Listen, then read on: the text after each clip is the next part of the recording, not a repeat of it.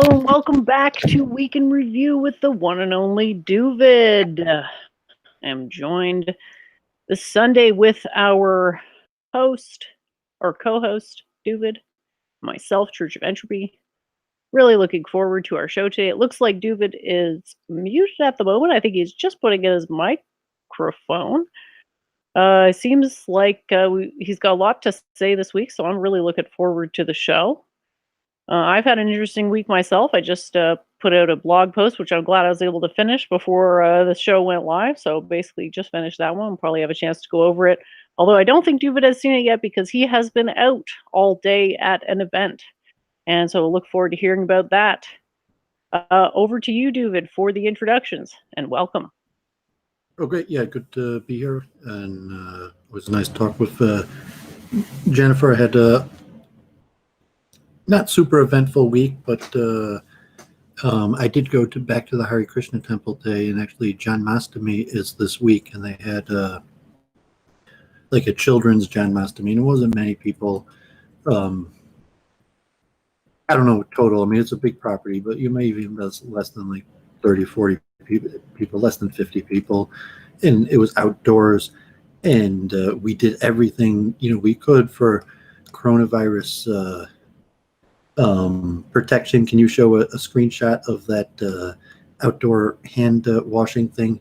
I saw that someone had brought from the temple. I'd recommend it. I'm glad that someone did.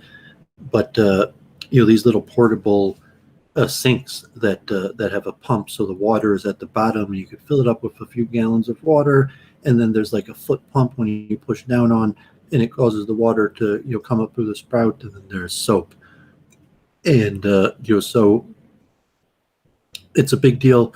Like COVID-19, schools are starting, so I don't have children. I'm not directly indicated for what's going to happen in with people going back to schools, but people got to get back to normal.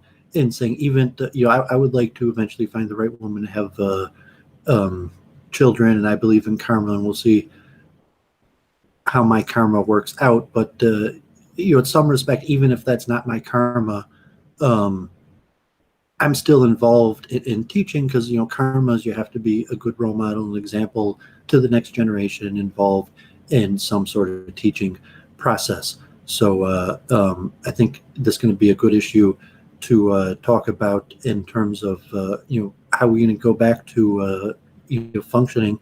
And I was at the Hare Krishna Temple, and Roma Pada gave a class today, and I actually got to ask him a question, and I asked him about that. So we'll talk about that. But I was rushing home, and back years ago, months ago, maybe sometimes we started 9 o'clock, but since the lockdown, I've usually been home. So we've been starting earlier again. So that's possible, depending on what happens with COVID-19, that will change, and we'll have to start streaming more like 9 o'clock again regularly. So I'm actually finishing a popsicle. So maybe if Jennifer wants to do her week in review, and then maybe I'll try to set a good tone for a good conversation with a chant. Awesome. Well, I was just going to share that image that you had mentioned there of the water fountain. For some reason is having a hard time loading. Doooovid's Facebook page is funny. It says independent scholar at Doooovid. Oh, here we go. So for those of you curious, see what Doooovid was referring to there, we've got the... I'm sorry, is there a technical name for it, Doooovid? I don't know. Actually, I've never seen one of these before. Like, it makes... I'm sure you don't need to be a genius to explain the physics. It's just a little bit of an air pump. The water that causes it to go up in like a faucet, and a thing of soap. So I'd never seen one before, but yeah, like someone, a friend of mine on Facebook, his kids were wheeling him in, and I told him, like, really good job. Like, I saw these kids wheeling him in, and it's saying I told the Stephen Knapp, who your guru said he likes his books, that there's evidence to support that following COVID-19 restrictions, the highest correlation is IQ. And I mean, there's a lot of things like related to impulse control, but IQ is related to one of the highest factors in impulse control. And impulse control is one of the biggest factors in maintaining social distancing. So generally, like, we have a very high IQ tempo. Like, you know, I mean, there's like tons of doctors and engineers, and on average, you know, most people, the vast majority have at least a master's degree. So like, it wasn't surprising when you know, someone I knew's kids was rolling this thing in. Awesome. Well, thanks for sharing. We'll let you have your ice frozen product on a stick there. Coconut popsicle. You know, I was saying that really I'm a scholar at Doooovid because, like, I have an identity and I am a person, and you could meet me in real life and, you know, maybe we could hang out and be friends. Oh yeah. But the scholarship, like, of who I am in Doooovid and what I study and research is really beyond the person who I am. You know, so like, at the end of the day, like, who I am, I'm just some person who decided to study and read a bunch of books and study under some certain gurus. So if you look into too much who I am, that will give you less insight than what I dedicated my life to.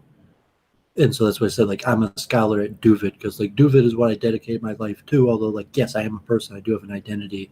My soul did enter a particular family, body, place, and time, and that will be the identity I have till I die. Very interesting. All right, so for those of you who are interested, my week has consisted of mostly writing. That's what I've been up to, and I was happy to finally get my latest blog post out. I'm happy with it. It's just over 2,000 words. I was actually inspired to write this one for a variety of reasons, but most recently, one of the people chatting in the JF stream referred to axioms as definitions. And I thought that was a bit problematic definitionally, just because there is an actual pretty, substantial difference between an axiom and a definition. So I thought it'd be important, since this appears to be a widespread misconception, to actually get down to what the difference is. And it turns out to be pretty difficult because you're actually kind of going into the structure of arguments. And most people don't think about things in a structural way, i.e., modeled via geometry. Tend to think about things more just as like a memory thing. Always like, oh, that sounded good, so I memorized that particular series of words, and then I can use it at a future time to get a desired result. But as we all know, that only goes so far until the point where you can't really defend your own axioms, right? Or you can't prove how your axioms necessarily lead to the conclusions that you're trying to draw.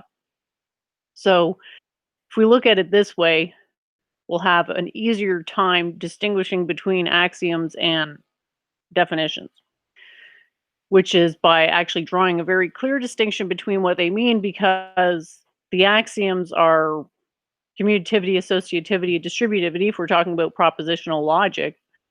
And the definitions are the little P's and Q's and R's in here. So these things are defined as elements of whatever is being described with propositional logic. So if we're using these little guys here, making logical sentences with them, generally the idea would be that we tacitly accept the axioms of propositional logic. Like, we don't have to state the axioms every time. If we're using this as a language, we just all assume that we accept them. I've gone through and tried to explain what I think the axioms of Western science are, how axioms precede definitions, because a definition is something given to a separated entity. Therefore, it must be possible to separate an entity. Okay, that's a very important distinction. We don't actually know if we can define things, right? And it's a more difficult question than it sounds like, because even though it seems like we can separate, that things might be separable, the correct way to separate them versus what we perceive to be the correct way to separate them is not always going to line up, which is what the next part of the article was all about, which is talking about the relationship between space-time and information. So what I try to do here is essentially model the universe in as Doooovid is described, as like a signal processing approach. So I'm sorry that it doesn't all fit on the screen there, But basically, you're looking at a nested dolls type of model where the universe is basically like these nested constructs of everything that's directly observable is also indirectly observable, but not everything that is indirectly observable is directly observable, and so forth. So we kind of have like a Russian dolls kind of nesting all the way down to data. And then the data connects to metadata. And then the metadata and the data together stitch the information matrix, aka information enriched metadata. So the most familiar example of information enriched metadata would be a scientific theory. It's a sentence in our language that can tell us something about a future state, i.e., tell us what the unobservable things are going to, or indirectly observable things are going to manifest in the future observables. And then we have a deeper look at metadata, where you have just a random entity, and the only thing you know is that it exists, and you can make measurements about it. And so all these measurements you make about B in your own language are considered metadata about B.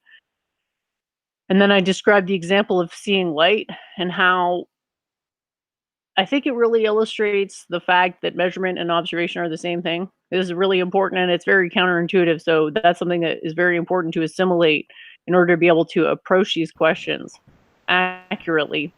So I show the little picture of the periodic table that everyone's probably already seen before, talk about the difference between information, data, and metadata, and how that would all work out together to give a unified field model. And I also go into a little bit of conservation laws and how we tend to think that space and time are conserved, but actually it's only space-time that's conserved. And so it sort of goes to my theory as to why the theoretical models of physics don't line up with reality, and in fact become increasingly divergent from reality the more they zoom in on a smaller space or time interval, because they're not accounting for the entanglement of space and time, and therefore they're observing things they didn't predict and calling them new particles. So that's about it. I will share. I mean, that's basically what I've done this week. I think I did a couple streams to show up on one of Claire's shit streams, but I mean, who can remember? I guess there's my, what is it called? My infinite mercy rearing its ugly head again. You ready to take over, Doovid? Yeah, should I do a chant? Sounds awesome. Okay, so I guess because Janmashtami is this week, I'll do a Hare Krishna. And I had been mentioning some of these tunes are really modes that could be understood on multiple levels. One level is the hero's journey, the level of Hasidic songs, usually as a meditation on the four-letter name of God, having a four-part structure. A lot of these Hare Krishna tunes have 3 parts. Some of them are more complicated and have many parts. A lot of some of them just have 1 part. There's left for 2 parts, but generally 3-part structure is the most common of the chants, and that's usually with largely because it's chanted to a mantra of 18 words that's formulaic with the Hare Krishna, Krishna Krishna, Hare Hare, Hare Rama, Rama Rama, Hare Hare. That musically there'll be a theme and variation. So the theme is usually introduced on the first Hare Krishna, and then will be repeated again on the second Hare Krishna, and will have some sort of variation on the Krishna Krishna, Hare Hare. And then the exact same process will happen again with the Hare Rama, Rama Rama, Hare Hare, except at the very end of the mantra, there might be some variation to indicate that it's coming to an end. And then, like I said, the general musical method of these, what I'm calling hero's journey tunes for chanting Hare Krishna, are introduction of the hero's theme,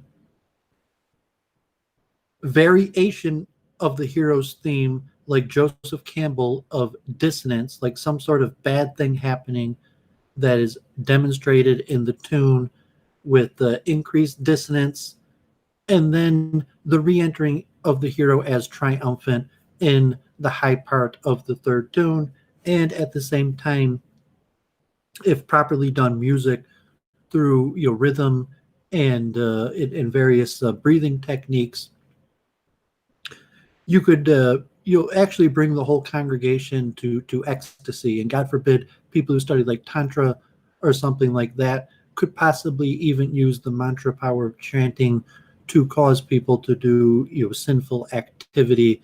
Um, but so with that, um, okay, I just have to clear my mind for a second to remember tunes, because tunes generally represent modes, and modes are an emotional state. And many times, like, people have they can't remember tunes. It's a special skill to be remember tunes. And a lot of times, if you're in a certain emotional state, you actually can't remember a certain tune. And if you're and so there is quite like deep science and you to some extent within the Vedas, understanding of music and mantra is possibly from the highest science. The most expert person in the Vedas knows how to chant the most precise mantra to the most precise tune at the right time. And so you're like, Hare Krishna is just a simple mantra, very simple Sanskrit. Anybody could chant it. But obviously, like a master of the Vedas, there's countless mantras and there's countless tunes, and that is considered basically the highest science of sound vibration. And so we've been doing this for a while. I've explained the Judeo system. We've looked at somewhat the mathematics, so like physically what's happening on a vibrational level. So hopefully, it'll be a little insightful, and I do think it sets the tune for a good conversation to open with a chant, especially one musical. So this one's pretty popular. I have it on my YouTube page. Hare Krishna, Hare Krishna, Krishna Krishna, Hare Hare, Hare Rama, Hare Rama, Rama Rama, Hare Hare,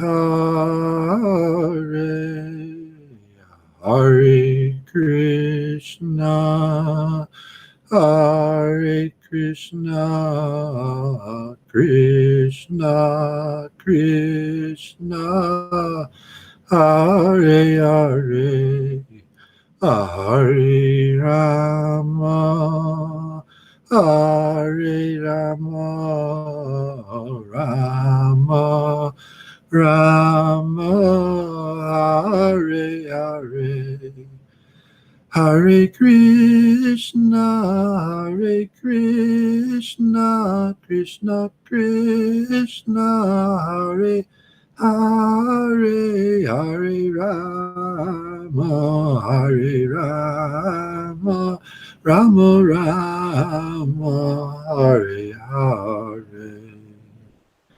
That one's one of my favorites. That's actually a pretty popular one. It's a good street chanting one. If you find people chanting Hare Krishna on a metro city street corner, you might find them chanting that tune. In fact, I would say it's pretty likely that anybody you find in a major city like chanting Hare Krishna on a street corner would probably know that tune. And so it's a certain science to say, like, yes, these tunes, there is something about these tunes. If you're a believer in the science, it's one of the most profound things of the Vedas, and it's a skill that you could work at, like in university and train, and mathematical. But Janmashtami is this week. I think Tuesday, the full moon. I'm pretty sure.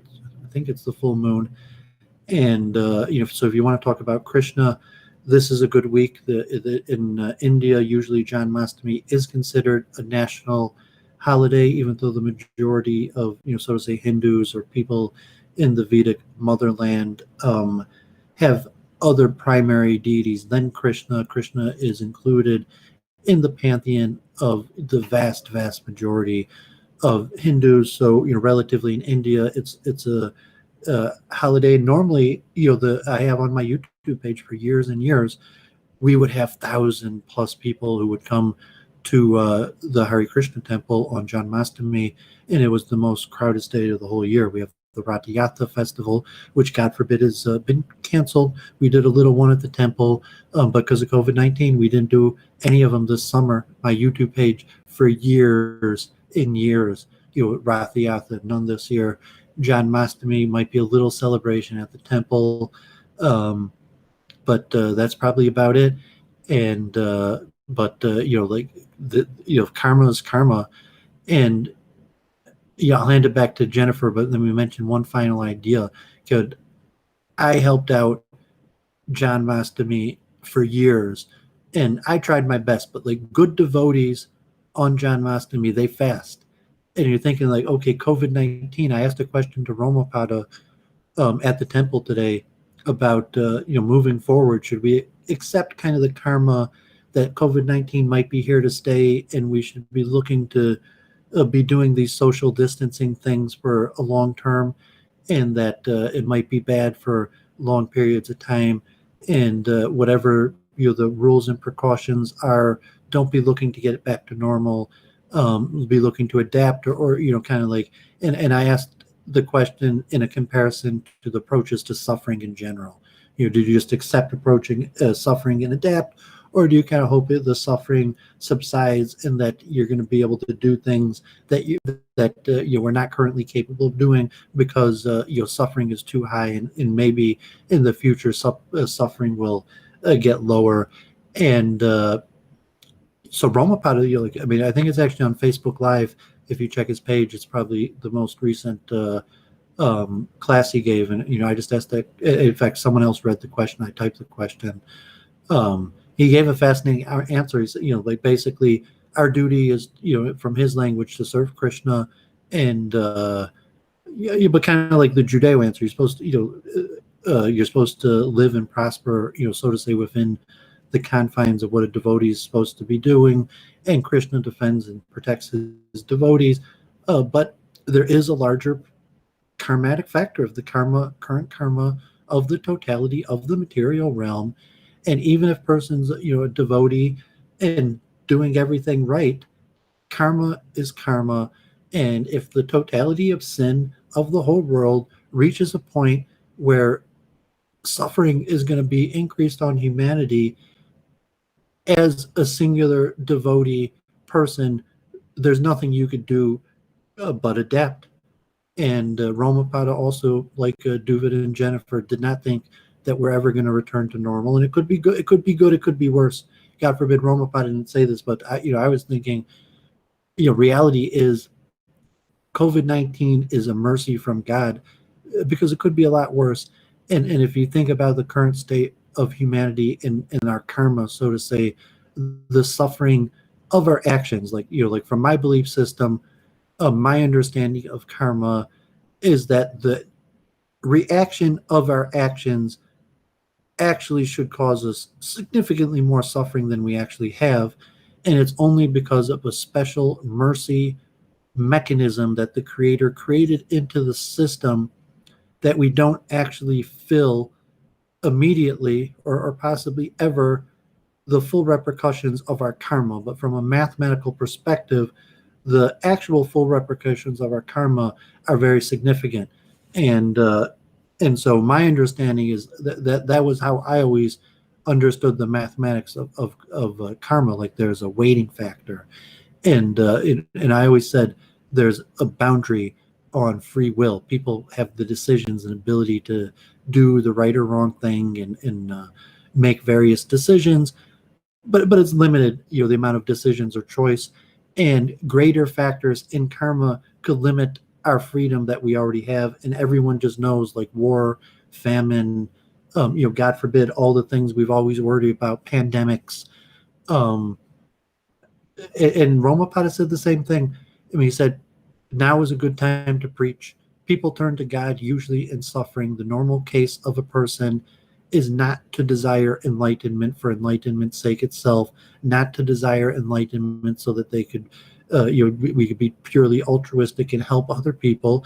God forbid the overwhelming of people, including myself, seek enlightenment in order to decrease our own suffering. And usually an increase in suffering is the most likely reason why a person would seek enlightenment. Yeah, I think you have a point there. I mean, a lot of people do turn to religious ideas sort of as like a last resort. And with regards to the karma, like the way that I would look at it is like energy is conserved, right? There's a conservation law, but that doesn't mean that it's going to be instant consequences for all your actions. So sometimes bad things happen that you didn't immediately cause, and sometimes you get a windfall that you didn't immediately cause, but the idea is in the grand scheme of things, your own intention has a huge influence on what happens for you.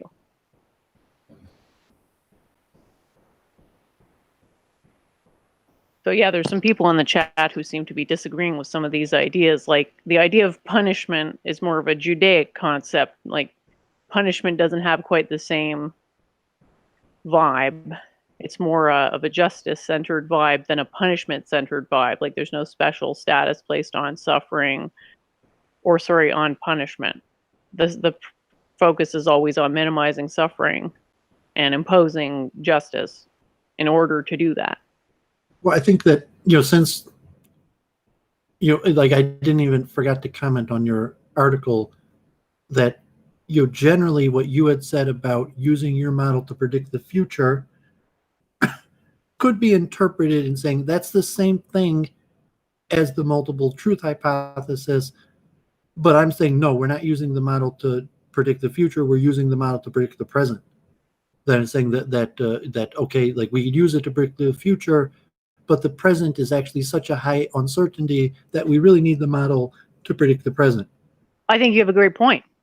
I mean, in the traditional learning, like the distinction between question and answer is like they're much more connected than what you'd normally think. So if you have a good understanding of the present, that necessarily leads to a better understanding of the future, because the future is just a permutation of the present. So we could really like say that our failure to understand and predict the future comes from our failure to understand the present. Well, it just should be a given that most people don't realize is that we don't understand the present. And if someone is basing off the false axiom that they understand the present, it's their assumptions are almost basically guaranteed to be false, because it's like, nah, I highly doubt that you actually understand the present. Yeah, exactly. I mean, the only way to understand the present is through a variety of narratives, and a narrative is by definition a simplified storyline. And so however much people think they understand the present, they must be guilty of some type of cherry picking fallacy, right? Because there's just too much information to sort through to actually get a coherent narrative on the level that you'd need it to exist to make actual predictions, right? Like I can give you a narrative for history and talk about how like our population numbers exploded and we started saturating into cities, and how that modified behavior. Like that's universally true, but it's not so much to predict the future as it is to understand the present, and then maybe to imagine how things might be different if our approach was different.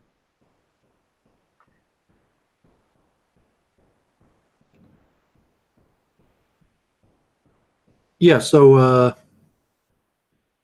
there's quite a few interesting things. I talked a lot with Luke Ford this week. I stream with him, almost every day, and I think we really make some breakthroughs in understanding Judaism. And I've amalgamated multiple frameworks of understanding Judaism, and I think really that's why I created the multiple truth hypothesis, and I'll demonstrate that that there's basis for the multiple truth hypothesis, at least internally with Judaism. And I actually see a lot of rabbis now using terminology similar to it, but it's saying like the framework where a person who approaches the religion as a believer and practitioner versus someone who studies the religion, and the different axioms systems that basically by definition contradict, and then the larger narrative of what does it mean, like, Judeo studies or religious studies and the politics and dynamics of Judeo studies departments at universities. And I know me and Jennifer have talked in the past about Indian Vedic studies in university, and that's hugely problematic. Not just the Aryan invasion theory is just one of countless problems in the Vedic studies departments at basically every major Western university. The Aryan invasion, it might not even be the biggest problem. Maybe it's the biggest problem, but just one of many. But just this bigger framework of what's the place for religious studies and what axiom systems do you look at if you're looking the religion is false and you're using things as anthropology. So I was, me and Luke, to understand there's kind of different rules written for different people in Judaism. So, I was saying the Jewish view, kind of like the most important thing to know about, Judaism, Jewish law, is there's always a loophole. So, multiple truth hypothesis, like, okay, I'm going to give you a whole bunch of rules and laws, but like, yes, there's always a loophole.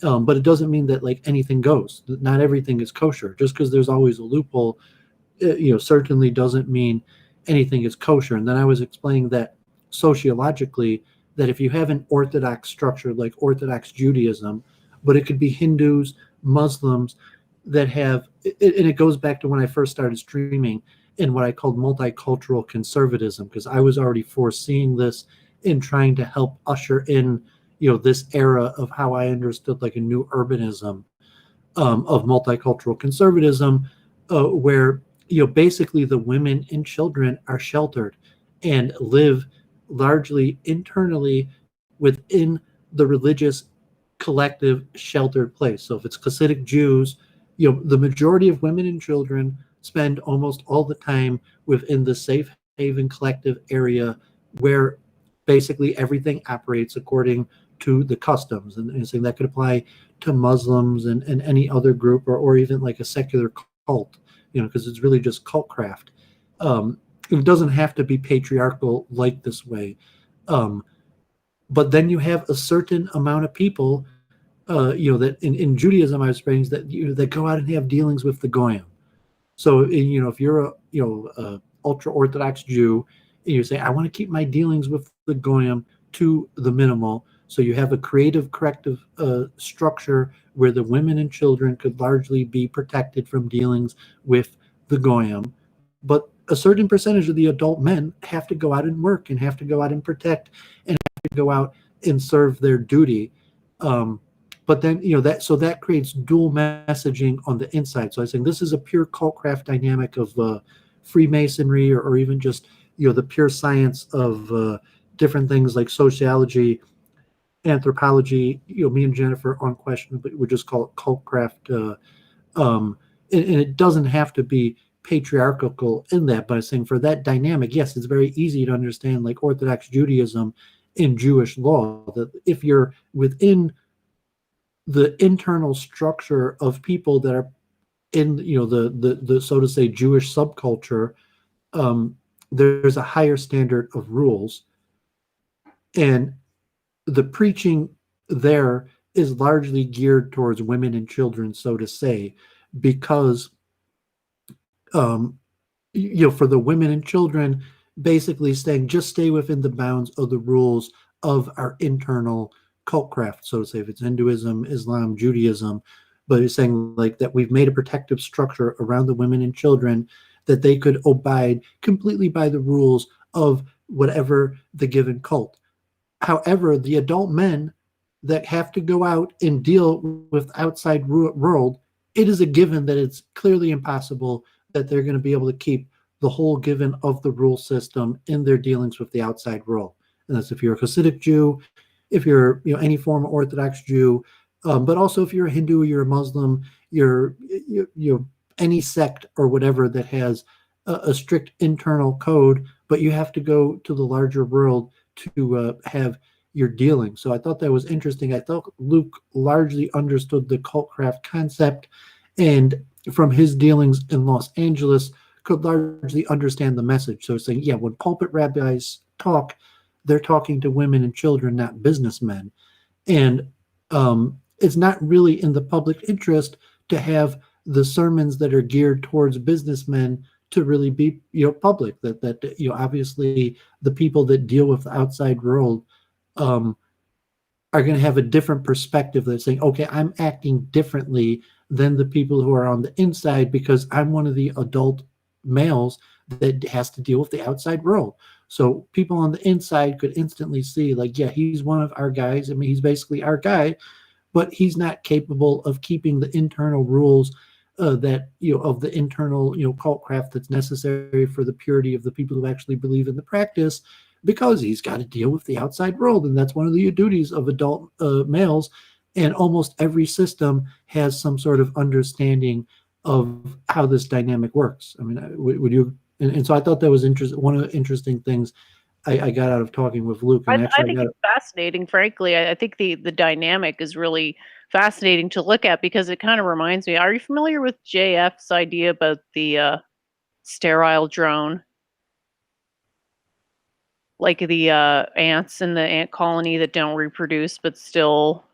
yeah, we talked about that quite a few times on Week in Review. I find it really interesting anytime there's a theory put forward that sort of models humans in an animalistic way, because it's like, well, is it the men that are the drones that are the slaves of the women who are basically just sitting there getting fed and protected by the men who go out, and they're like non-sterile drones because they do get to pass on their genetic material?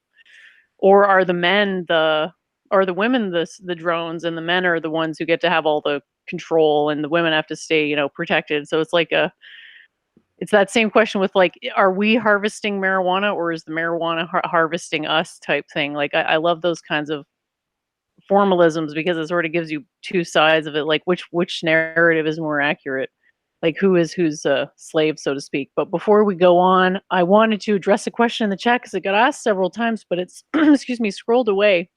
Thanks to everyone for tuning in. Really appreciate all the messages. But someone did have a question. I didn't want to ignore it, and he's asking us if we know about Baal Shem Tov and Devakut. And it's very similar to Indian schools. This is from Raindrop. Question for, I'll have to hand over to you, Doovid, because I don't know about it. Yeah, I mean, Baal Shem Tov is the major character. It's it's usually preferred a name, a person who created the Hasidic movement in Eastern Europe about 300 years ago. And Baal Shem Tov means the master of a good name. And actually, it literally means a person who gave mantras. So like even today, your Hasidic Jew might disagree with me. So if you had a Hasidic Jew listening to me right now, they might initially reject that that's what it is. But literally the name means Baal, which is like master, like Baal Bias is the same as in the Hindu caste system. That means master of the house, homeowners. But Shem Tov means the good name, and he was called the Baal Shem Tov because he was famous for giving people mantras, and it could have been actual amulets where he wrote out special mantras, and then a person's stuck it in the like something in word around their neck, or put it in a special place in their house. And I mean, it was saying, that's why I'm saying, and he would recommend to people that they would chant certain verses. So as a Hindu, someone could probably understand that. So it's interesting that there's precedence in Judaism for such a thing, but the Baal Shem Tov of the Hasidic movement, just his name, the indication alone is his name as a person who gave people mantras. So that is interesting. As a Doovid Week in Review, like Baal Shem Tov as a title, like Doovid, I'm not the Baal Shem Tov who was a person, Israel ben Shem Tov, who was likely created a Jewish revival movement that has millions of followers, now, and people in urban areas like Montreal, New York, Quebec, all over Israel, Belgium, London, various places are familiar with the followers of the Baal Shem Tov.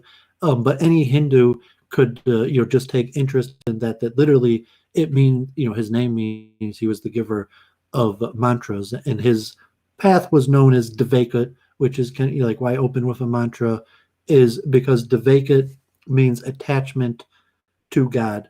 But generally this isn't an Ask the Rabbi, but I do want to get more into if Jennifer has the ability to understand some of these more technical Jewish terms, but related to our discussion on karma, because we're going to get more into mathematics. Most people understand Jewish Kabbalistic karmatic systems as largely dualistic, where there's rules that govern the material realm and there's rules that govern the spiritual realm, but the spiritual rules that govern the spiritual realm, so to say, could trump and override the rules of the material realm.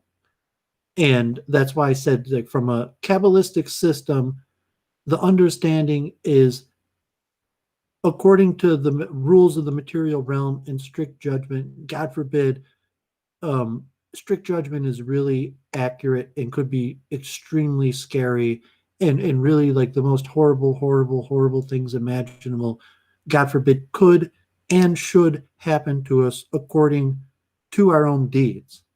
But because there's a dualistic system, so to say, the nature of the material realm is in fact suffering.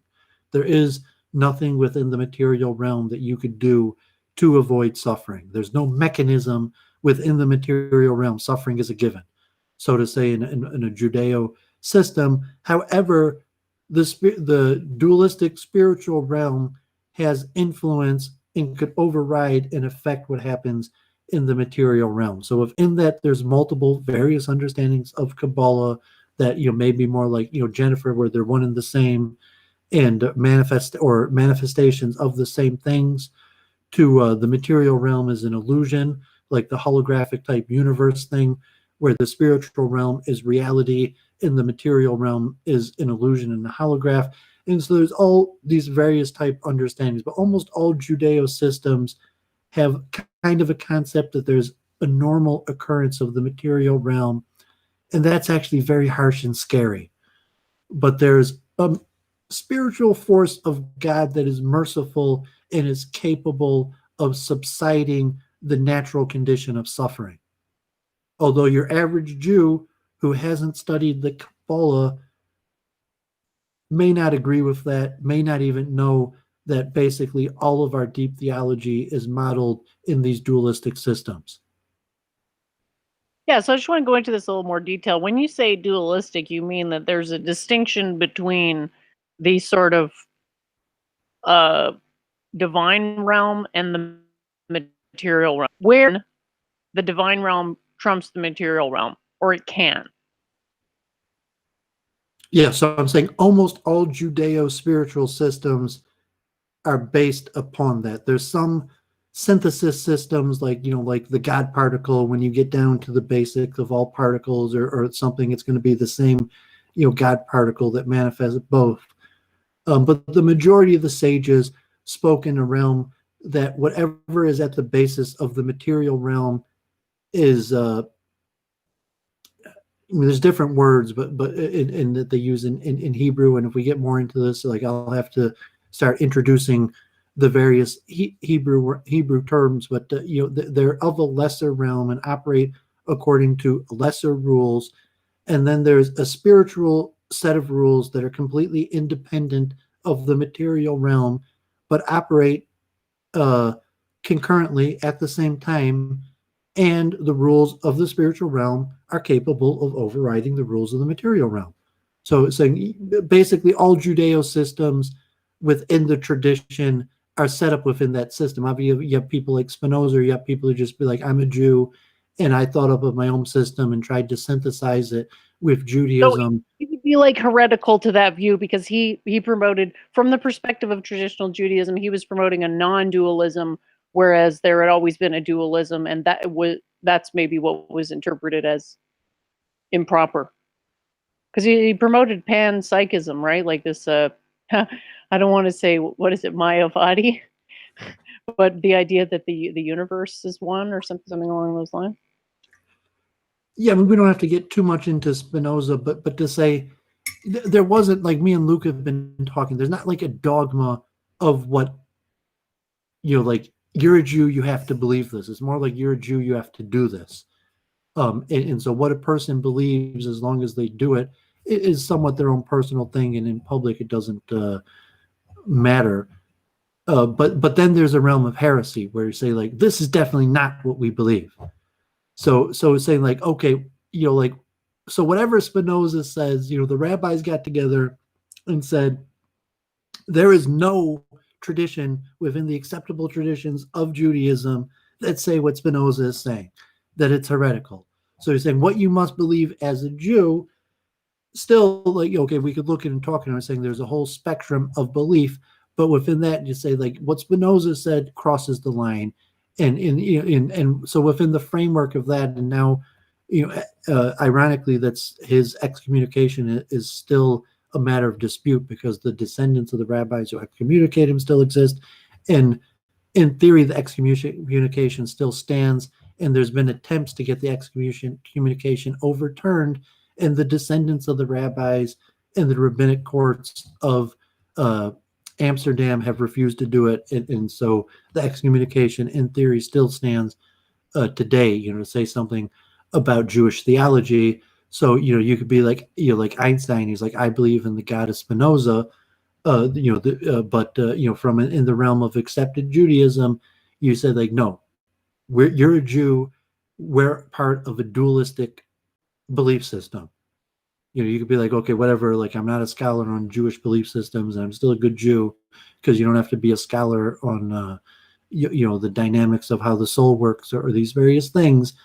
But when you start talking Spinoza, you say, like, no, like trust me, like, we're dualists. You want to read some books, read some books. You want to try reframing Judaism as a non-dualistic religion, you could attempt that. But, like, generally, it's a pretty safe assumption. Like, Judaism's a largely dualistic spiritual system.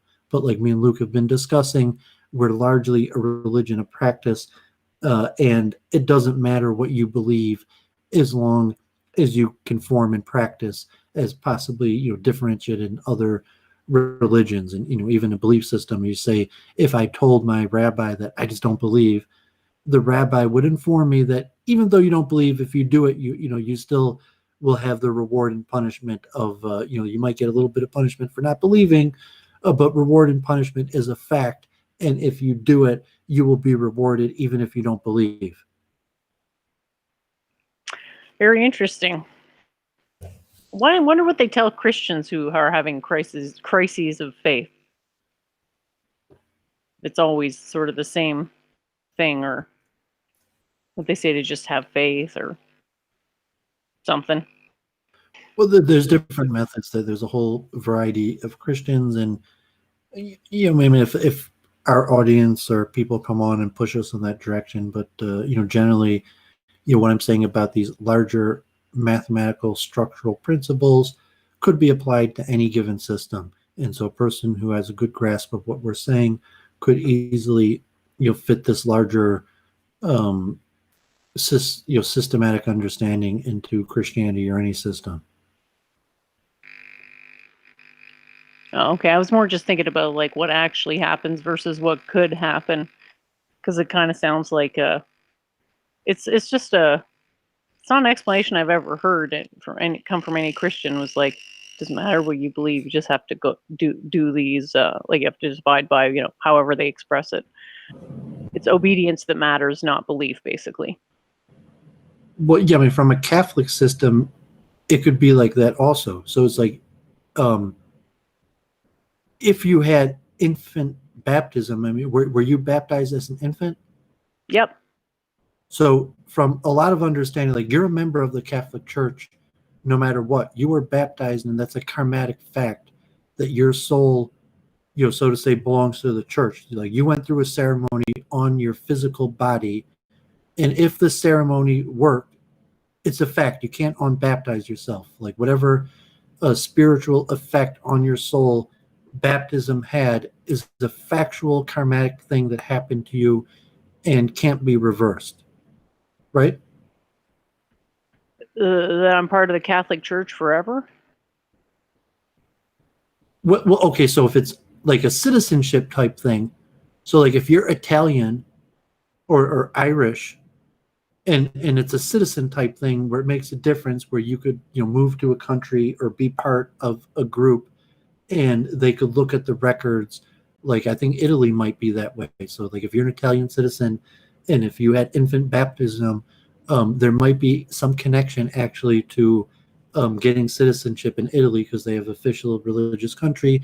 I don't know uh, your background or dynamic, but yes, it's very likely that even if you're a bad Catholic, that it would give you membership in a church, the fact that you had infant baptism, because the believers in that, even if you rejected it, that your fellow, so to say, believers who believe in the ritual, that I mean, from your perspective, are you saying that there wasn't a karmatic imprint from your infant baptism, that it didn't have some sort of permanent karmatic imprint? Well, in some sense, everything that ever happens has a permanent karmatic imprint. So I I mean, is suppose it just a formalism where like you could lie? So like, like God forbid, like, someone could be a Jew, escaping World War II, and they lie and say that they're Catholic in order to save their own life and get into another country, or be brought to safety. But in fact, they lied and they weren't baptized as an infant. As opposed to someone, you could say, I didn't want to be baptized as an infant. I don't really care about this. However, it's a fact. I'm a member, so I could walk into this, new Catholic community, even though I don't believe, and basically claim my membership. And you're saying, so it doesn't matter whether you lied or not. Doesn't matter whether the person just claimed that they had infinitesimal baptism and they didn't, or was there some karmatic difference where they say, no, like you either did or you didn't, and there's some sort of karmatic membership level where even if it's not true, that karmatically you can't just lie about it. You can't just go to like a Catholic church and be like, I'm a member, I was baptized as a kid. well, you can, but then you could argue that there'd be some bad karma associated with that. Right. So I'm not sure what the point of this line of questioning is exactly. I mean, if you were Catholic in one life and then reincarnated and you're a Presbyterian in the next life, well, does your Catholic baptism from your previous life still hold? Well, I think Probably so. not. There's Christianity is such a large thing that from the variety of different systems, there's many forms of Christianity that confine to a whole host of variety of systems. So infinitesimal baptism, is a case in point. So if you're a Protestant and you don't believe, it could be problematic. If you're a Catholic and don't believe, like I said, Orthodox Judaism is set up in a way that a person could go through a crisis of faith in return, because it's an Orthodox system. If Protestantism in certain ways is not an Orthodox system, it may not be set up that a person could go through a crisis of faith in return. But Catholicism is generally set up in a way that you could go through a crisis of faith in return. So if you, so to say, like if I wanted to marry a Catholic who was Catholic, God forbid, like that's not what I'm doing. But if that was my karma, according to the Catholic system, I would have to convert. But even if I didn't believe, even if I, God forbid, I thought it was a false religion, but I had been baptized as an infant, I wouldn't have to convert to marry another Catholic, right? Oh, I guess not. But some people say you're not really a Catholic until you're confirmed, I guess, because there's that's like the step where you're, consciously joining the church. So I suppose it really depends who you're So asking. like it's all Freemasonry, basically like, and you say like, Vince could claim it's a Jewish conspiracy, but from the science of Freemasonry, Judaism is also just Freemasonry. But Freemasonry is these, general systems of initiation, privileges, responsibilities, spiritual beliefs, practices, rituals that has, general form of practice of, levels of understanding and initiations of trials and privileges. And that structure could be used to understand any system. So it's saying Catholicism is an identity, and it's a fact that there's certain privileges that come with infinitesimal baptism. I wouldn't put it in those terms. I'd say that there's certain effects that come out of it, but for them to be privileges really is definitional. Okay, I mean, because you have a bias, but I'm saying, like, no, there's certain privileges, which means that you're automatically a member of certain clubs. You went through a ceremony as a kid that made you permanently for the rest of your life, Okay, yeah, sure. no matter what you do about it, a member of certain clubs. And even if you yourself reject that membership and denounce their authority to include you in that membership from their own system, you can't reject the fact that, yes, you are permanently a member for the rest of your life, in the same way to say, like, if you're a Jew, ethnically, like your mother's mother's a Jew, like you're a Jew and there's nothing you could do to get out of it. And so he's saying that's ethnically. But if you're Catholic and you believe, it's saying no, because there's a miracle power to this ceremony. And it's a fact. You went through this ceremony and there's a karmatic difference, and you're a member of that club, maybe not in good standing, but you're basically till your death, and there's nothing you could do to revoke that membership because you went through that initiation rite. And maybe you went through that initiation rite as a baby, so to say. Your karma was set, from your parents who decided to put you through this ritual, and again, before you even had your own choice and volition, to make you a member of this organization that you will be a member of the rest of your life. Yeah, so you could say that, setting up organizations that way has its own karmatic consequences, but I don't know if you could strictly categorize them as good or bad. It's just more like different flavors. But I understand now what you mean when you said certain privileges. You meant in terms of like affiliations with whatever Masonic groups you're automatically part of. It's a group membership in whatever level. It's not like necessarily like just being a baptized Catholic. It's unclear, how much privilege that would entail a person, but it's a group membership in whatever that minimum level of being a baptized Catholic. Presumably you would have the benefit of that minimum group membership, and that would be readily available to you in large parts of the world, just like a Jew. Say like I'm a Jew, and hopefully I would have the benefits of Jewish identity anywhere that there's a Jewish community. In theory, as someone who had infinitesimal baptism, it doesn't matter what you believe, you could have the benefits of that group membership, basically anywhere and everywhere that you go. It's only as good as the cult is actually intact, right? I mean, I don't know how intact Catholicism is these days, but it's just theoretically, yeah. It's just a fact of cultcraft. And then you could argue on the karmatic effect of the baptism, and then you could argue, is it just the act of like dipping in water or something, or does it matter how accurately the priest performed the ceremony? Does it matter who performed the ceremony? Does it matter the mantras that were said? How well they were said? If you're a believer in karma, says, okay, a baptism is a factual karmatic event that changes, so to say, the spiritual nature of the connection between the material and spiritual realm of that various person's karma. And so to say, if they hadn't went through that ritual, their karma in terms of the relationship between the spiritual and material realm would be different. That event of baptism fundamentally changed the connection that person had between the spiritual realm and the material realm that they reside. I don't really see much truth to that, frankly. Meaning is something humans ascribe, so you kind of have to have a certain consent. You don't see that just to really, no. Baptism or general to anything? You don't see that to any ritual?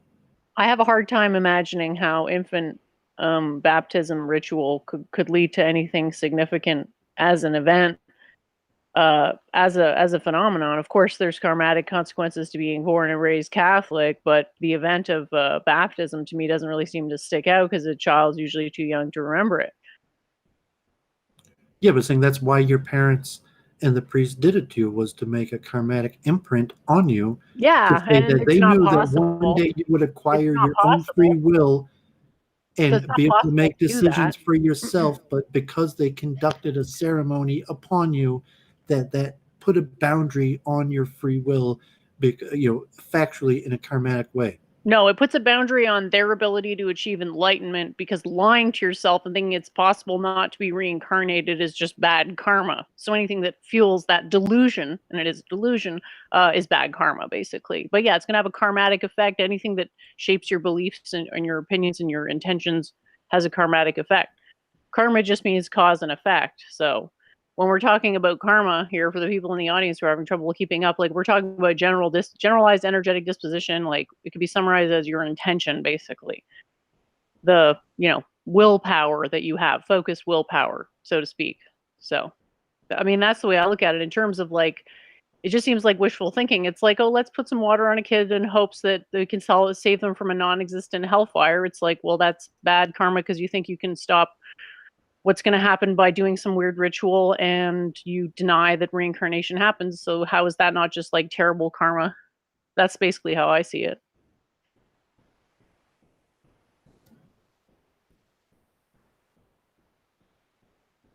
Yeah, pretty interesting. So you're just talking with Luke, and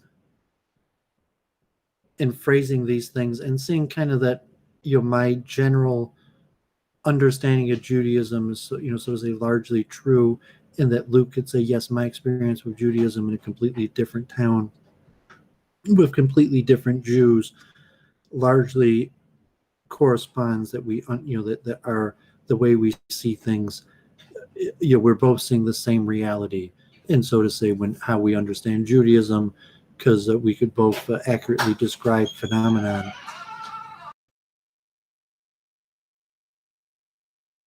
Hello? You got a visitor, Doovid? Yeah, I probably was just the door opening. Oh, okay. No problem. Yeah, so that there's, like Hinduism the same way, or various things, like a scientific, any wisdom that if you accurately described it, someone, it's scientific because someone could use the data in a unbiased different scenario and see whether it makes predictions or not. So it's saying, okay, Doovid has ideas on Judaism, Luke has ideas on Judaism, and where neither one of us are familiar with the other person's community, so it's the discourse is almost like a matter of predictions. Saying, okay, my experience with Jews is kind of like this is how we form societies, and he's in a different area and has his conclusion of how Jews form societies, and so it's an interesting conversation, and the dynamic of being across the country, and you're talking to people from areas where you're not necessarily familiar with the people that were in their area, makes for somewhat of a scientific your way of at least somewhat making predictions on sociology or religious studies of these various things. Awesome. Did you want me to screen share the link of the PDF that you sent me earlier so that we can talk about that? I'm at page 23. I see there are some differential equations here. Very nice. Yeah, I'll just close up on that point Sure. of kind of like sharing these ideas to people in structures and rituals, kind of like mantra is like that, to say, like, well, if there's a temple of this denomination, maybe they might conform to different sociological structures. However, there will be a consistency, like this is the mantra they're going to be chanting. Like if you go to an Orthodox Jewish synagogue, like, I don't know, they might have different politics or different views of theology, but like you learn the mantra right, you could say, like, that's the mantra they're going to be chanting, that I'm certain about. And that's like beyond just Judaism in general, Catholicism or any cult craft thing. There's a certain level to that where you're saying, like, there's a ritual and a canonized cult craft that they're going to go through and say, like, no, I'm a member, and I know that we have an institute in these other places, and that the ritual would be the same. And if that I was there and I know how to do the ritual here, I would be able to do the ritual there, even among different people I'd never met before. Yeah, super important for sure. Definitely. The importance of rituals cannot be overstated, really, because it's what gives you that link to the practice and the tradition. I don't know if you saw Howie's in the chat. He says he performs rituals of the cult of Dagon. He's basically a perfect example of why you should never believe in the Aryan invasion theory. Well, I'm not going to tell him what to believe. I mean, if he could accurately describe it, like, I don't mind. It might even be interesting. It just, like, if he wants to describe it through a LARP, it becomes more difficult than if he has the ability to understand, the language to describe in a way that other people could, make sense of it, even though they don't really subscribe to whatever he's explaining.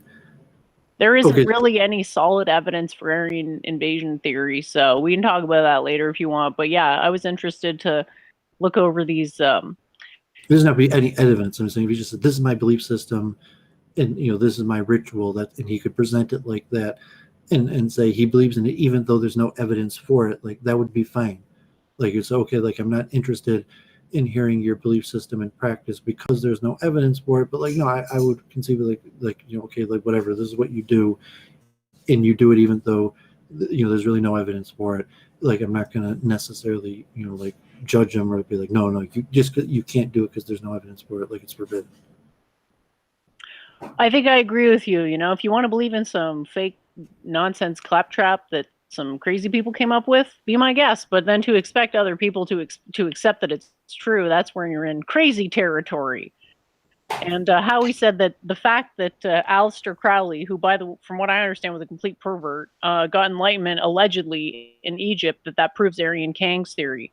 Okay, I need a little proof that Mr. Crowley got enlightenment, because a lot of people make that claim, and mostly it's bullshit. So I don't buy it. I don't see why anybody would. I mean, it's just it's we was kangs. Come on, guys, wake up. We was kangs. I mean, it's obviously we was kangs. And there's no truth to that either, is there? We're saying what you call a magician. We're saying, like, no, I don't think he was enlightened, but he understood enough esoteric wisdom to accomplish what most people can't accomplish, and is somewhat like a unexplainable phenomenon from what most people's understanding. He was capable of doing things that shouldn't have been doable, and yeah, some parlor tricks. That's right? not enlightenment. That's not enlightenment. Yeah, that's not enlightenment. So just because someone could do parlor tricks doesn't make them enlightened. And if someone's willing to do parlor tricks, they're not enlightened, because it's an irresponsible thing to do. So I mean, from what I understood, he had like orgies and stuff. I don't know for sure. God forbid, I mean, God forbid, like maybe, I don't know. But you say certainly, like, acquiring great wealth. So, like, okay, to some extent, acquiring great wealth is reality just another parlor trick. It doesn't prove anything. But yeah, acquiring great wealth is a pretty good parlor trick, and it demonstrates something. So saying, yeah, absolutely, it's amazing. I mean, yeah, I'll give you that. It is impressive. Yeah, so like, from that phenomenon to say like that, like he probably understood some esoteric wisdom. I'm not denying that at all, but that doesn't mean, and maybe that's a sign towards enlightenment, that they say, yes, he probably did display some levels of enlightenment, but like, no, like, I wouldn't, saying like you could learn from him, like you could learn from a magician or a scientist or a professor, but like, no, he's not a sage. He's not an acharya. He's not someone that is authoritative to follow from. You would say that man produced result in the same way that, like, like, I might respect Elon Musk because he built some great stuff. That man demonstrated an ability to to accomplish something, and maybe you could argue that you could learn from that. But to put that like in the camp of enlightenment or a sage to follow, generally you should say, like, it says bad things about a person who would follow such a person, that they say, oh, that's who you follow. You follow a magician, not a sage. No, where do you draw the line between them, right? You're talking about equally unsubstantiated claims, and in the case of the magician, at least there's some sort of substantiation at some point, even though it's not actually doing what they're saying it's doing. I mean, how do you draw the line?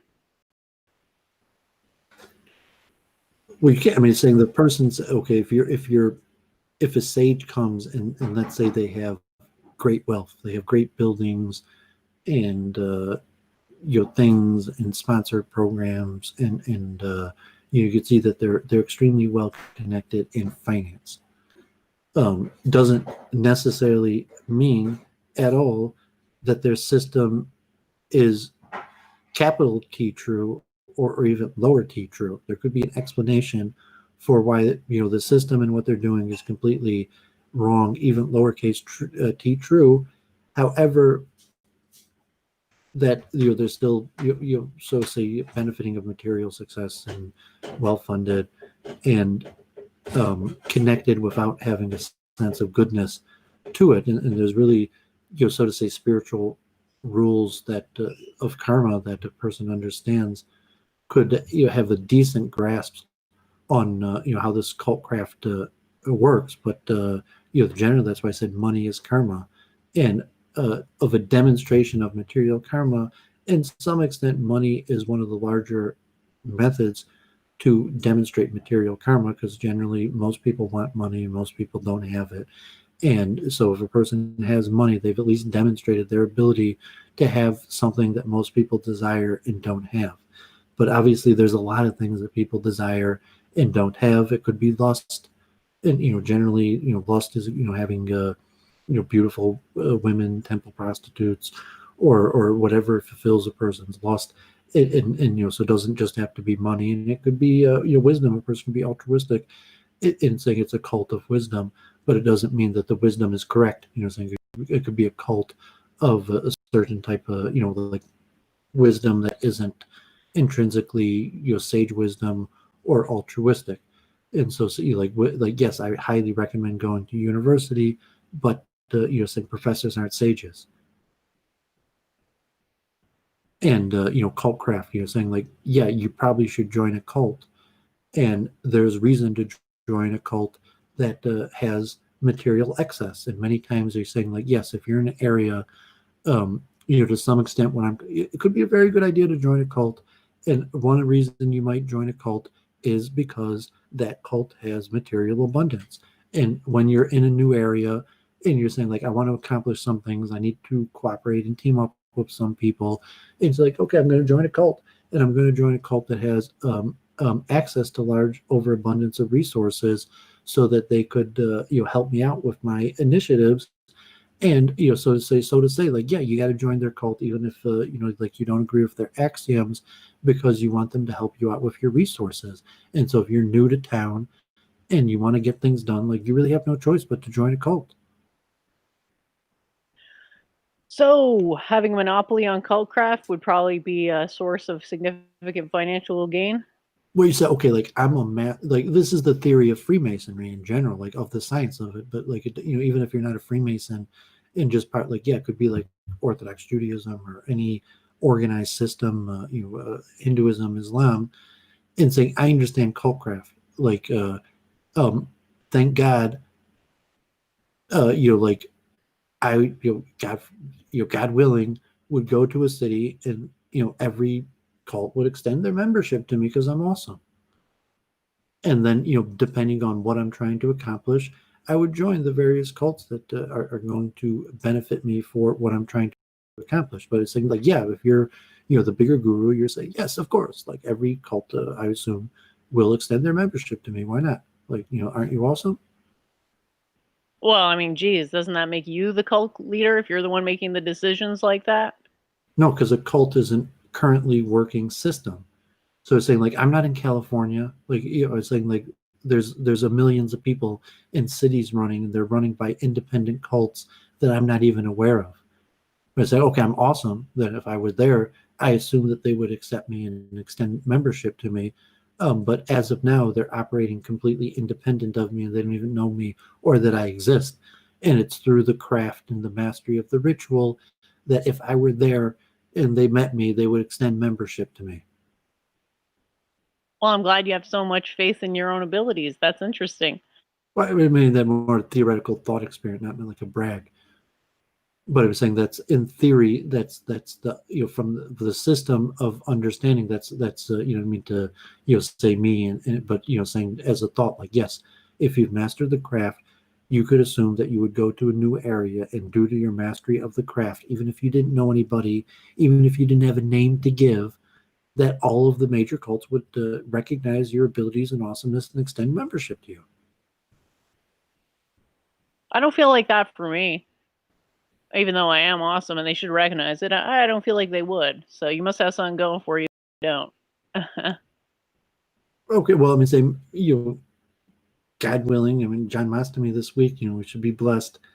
Maybe COVID-19 will end at some point. We still, you got that up there. We'll talk about that now, but maybe one day this will be IRL and we will be traveling around the world, and it'll be demonstrated. Saying that like we'll be coming to town, and we'll see which cults will extend will invitations, and it's saying it's cult craft. They don't have to look at, like, I book concerts, and like I worked in event promotion, and so if you say, like, how'd you do it, how'd you book those places, it's basically cult craft and Freemasonry, but saying that, but like, no, I mean, there's a business aspect where it's like, no, I just spoke to the manager, and we brokered a deal, and we signed a contract even. But like on a level, like, yeah, like Jordan Peterson and Sam Harris, did their world tour. Maybe there'll be an Entropist world tour, and you're saying, like, come to every major town, and we'll rent out the biggest stadium and pack it up with people, like thirsting for this wisdom. God willing, like, what's the purpose of doing this if you don't have big goals? I'd rather start a school, to be honest, than have an event like that. Like, not that I'd be against an event, because I think it is important to get out there and meet people and stuff, but like, I'd rather do something like a school where it's more longer term investment, because me talking about it, like, no matter how good my presentation is, both, it doesn't have to be either or. Like, obviously, yeah.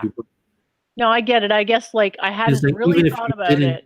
Even if you didn't do it, but it's saying, like, if your school was that good and awesome, and your students, like, went around and did so great, and that you could say, like, yes, like, I may not choose to take the invitation, but, like, yes, I could see that it would work, and say, okay, like, I'm not a musician and I'm not performing, but yes, I do think that if I was a musician and performing, that I would be rocking the house, and it would be demonstratable. Like, I would be in major clubs in major areas, and there would be large crowds of people, and they'd be like, that was awesome. Awesome. Yeah, that would be fun. Well, it's a good goal to have. It reminds me of some of the swamis that had big group meetings, like back in the days of the hippies and stuff. Like, I've seen some pretty big ones where it's just I forget which swami it was, but all he did was chant Om, and everybody was cheering for him. It was probably like over 40,000 people in the audience. It was just as far as the eye could see, really. People in the chat are debating about whether altruism is real or what it is. What's interesting that, we'll talk about coronavirus, and I think coronavirus might disprove evolution, and God forbid, it's dangerous to talk about. And generally, like, I'm showing you the best evidence. Like people have been following Week in Review. I've been showing you Harvard, MIT, the official stuff. The WHO, the best think tanks. And honestly, I think it was man-made. I don't know. I don't have evidence of it, but like, that's my leaning. Yeah. Did you research into the work that people have done? Oh, sorry. Go ahead.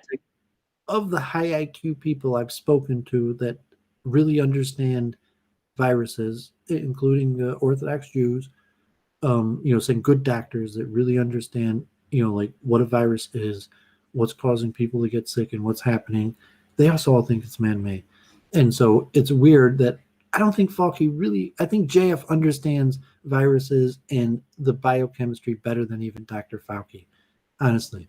I listen to the experts and the various things. So but it's ironic that I think it's evolution, and the fact that um, I think that I think it was man-made is because I don't buy, even though I don't have like proof or demonstrated that it was man-made, because I don't buy the evolutionary understanding that they're laying out. And I think the science to some extent is collapsing on itself because it looks like it's going on, and people are keep on dying, and the scientists are honestly just going to say, we can't really help you. Like, we give you a few recommendations and guidelines like health, like a doctor would anytime, but like at the end of the day, the only thing we could tell you is that there's this virus, it's nasty, do your best not to get it. And we don't really know. And so physics, I mean, you could put back, I'm trying to talk about these formulas and say, so all right, I'll get the diagram just up there right now. How's that? Very interesting. Honestly, these formulas, like they tickle my fancy. I love looking at formulas like this because, I don't know, reading math is like, it takes years to really read math and to really be able to like the same way you read English, right? Like usually math, you got to like look at the formula, decode the formula, decipher it all, look up the meanings. But when I just really love, getting to a point where I can actually read equations at the same speed of reading. Maybe I should take up equation speed reading, Doowovid. Just kidding.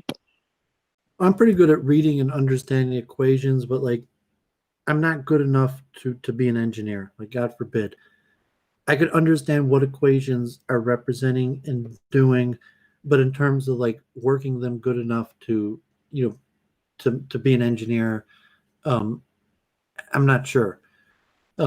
But the reason I was given the long ramble for the introduction to these equations is these are the equations on social distancing and super spreading events that are looking at what causes spreading and what factors are included in the equations that cause a person to spread. And we could try to talk through what the equations represent. And you think like it's the three body problem. It's like how come science hasn't given us like a definitive answer? Is it 6 feet? Is it 8 feet? Is there an equation? Is it aerosolized? How do people get infected? Is it one person of a certain condition that has a combination of certain unlikely factors that causes them to super spread?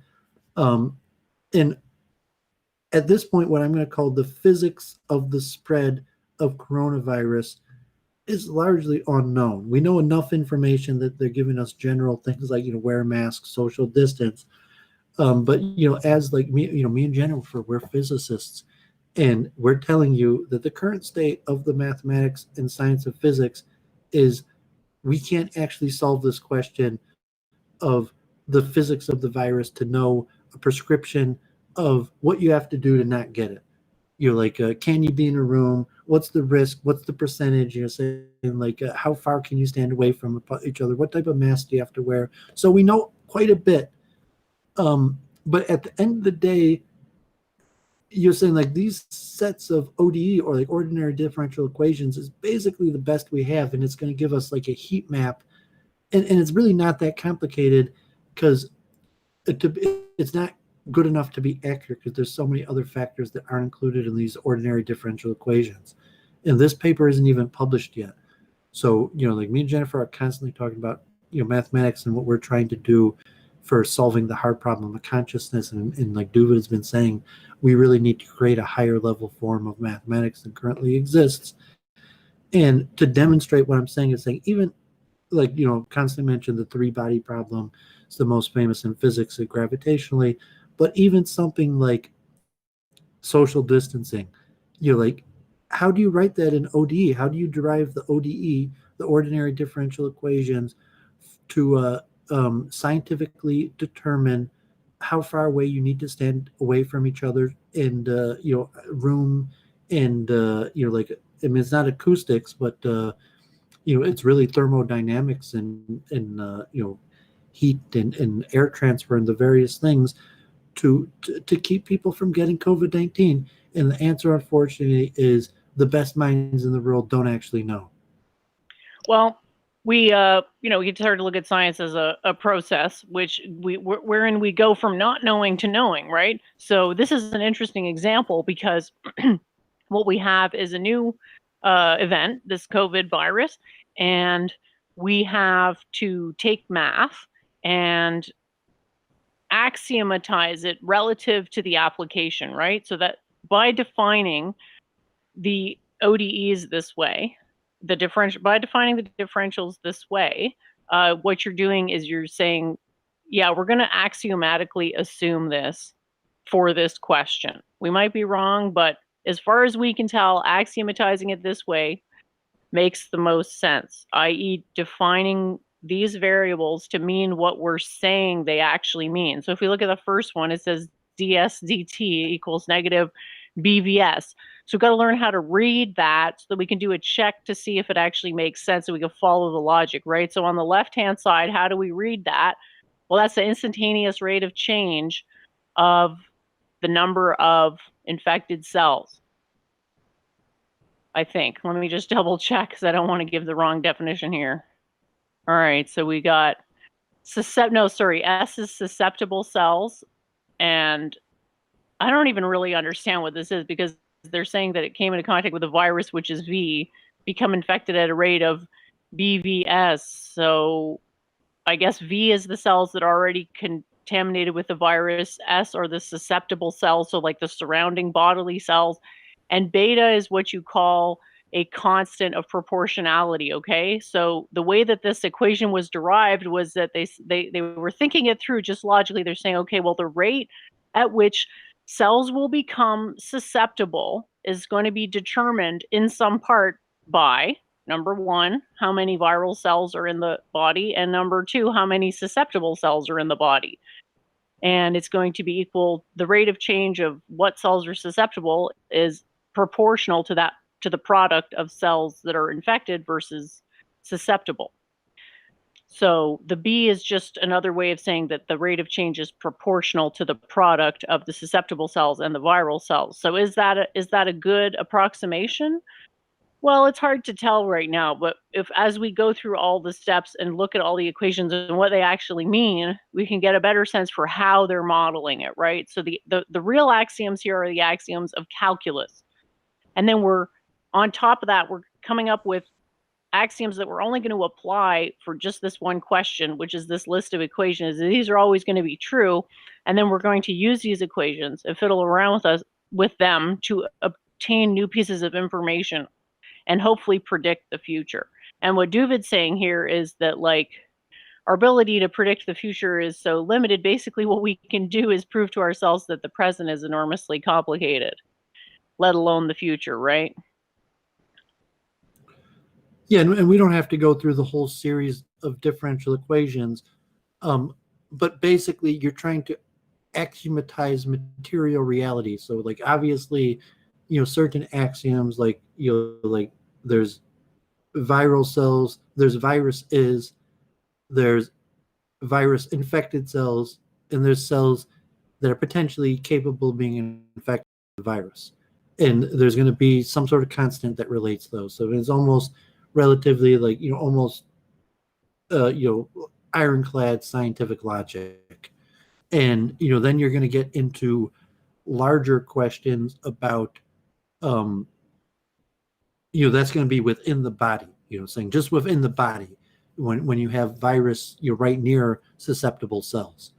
But then you have the uncertainty of huge amounts, like uncertainty how many people are in how confined an area, what's going to determine how much virus gets in the air from various people, using what type of infected person emits what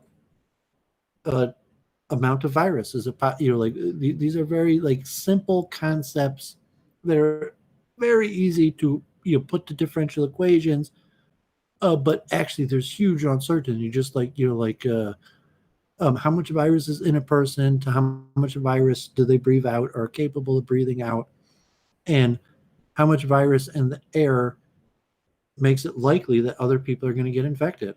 And to understand, does it happen that, can one person infect hundreds of people, or and saying like we don't know. And unfortunately, the answer is like just we have certain heuristics, certain understandings of super spreading events where we know there was very likely a large amount of people who got infected at certain gatherings, and so it's but we don't actually know how they got infected. Was it that some people sneezed all over the place and they all touched door handles and then touched their face, or was it aerosolized?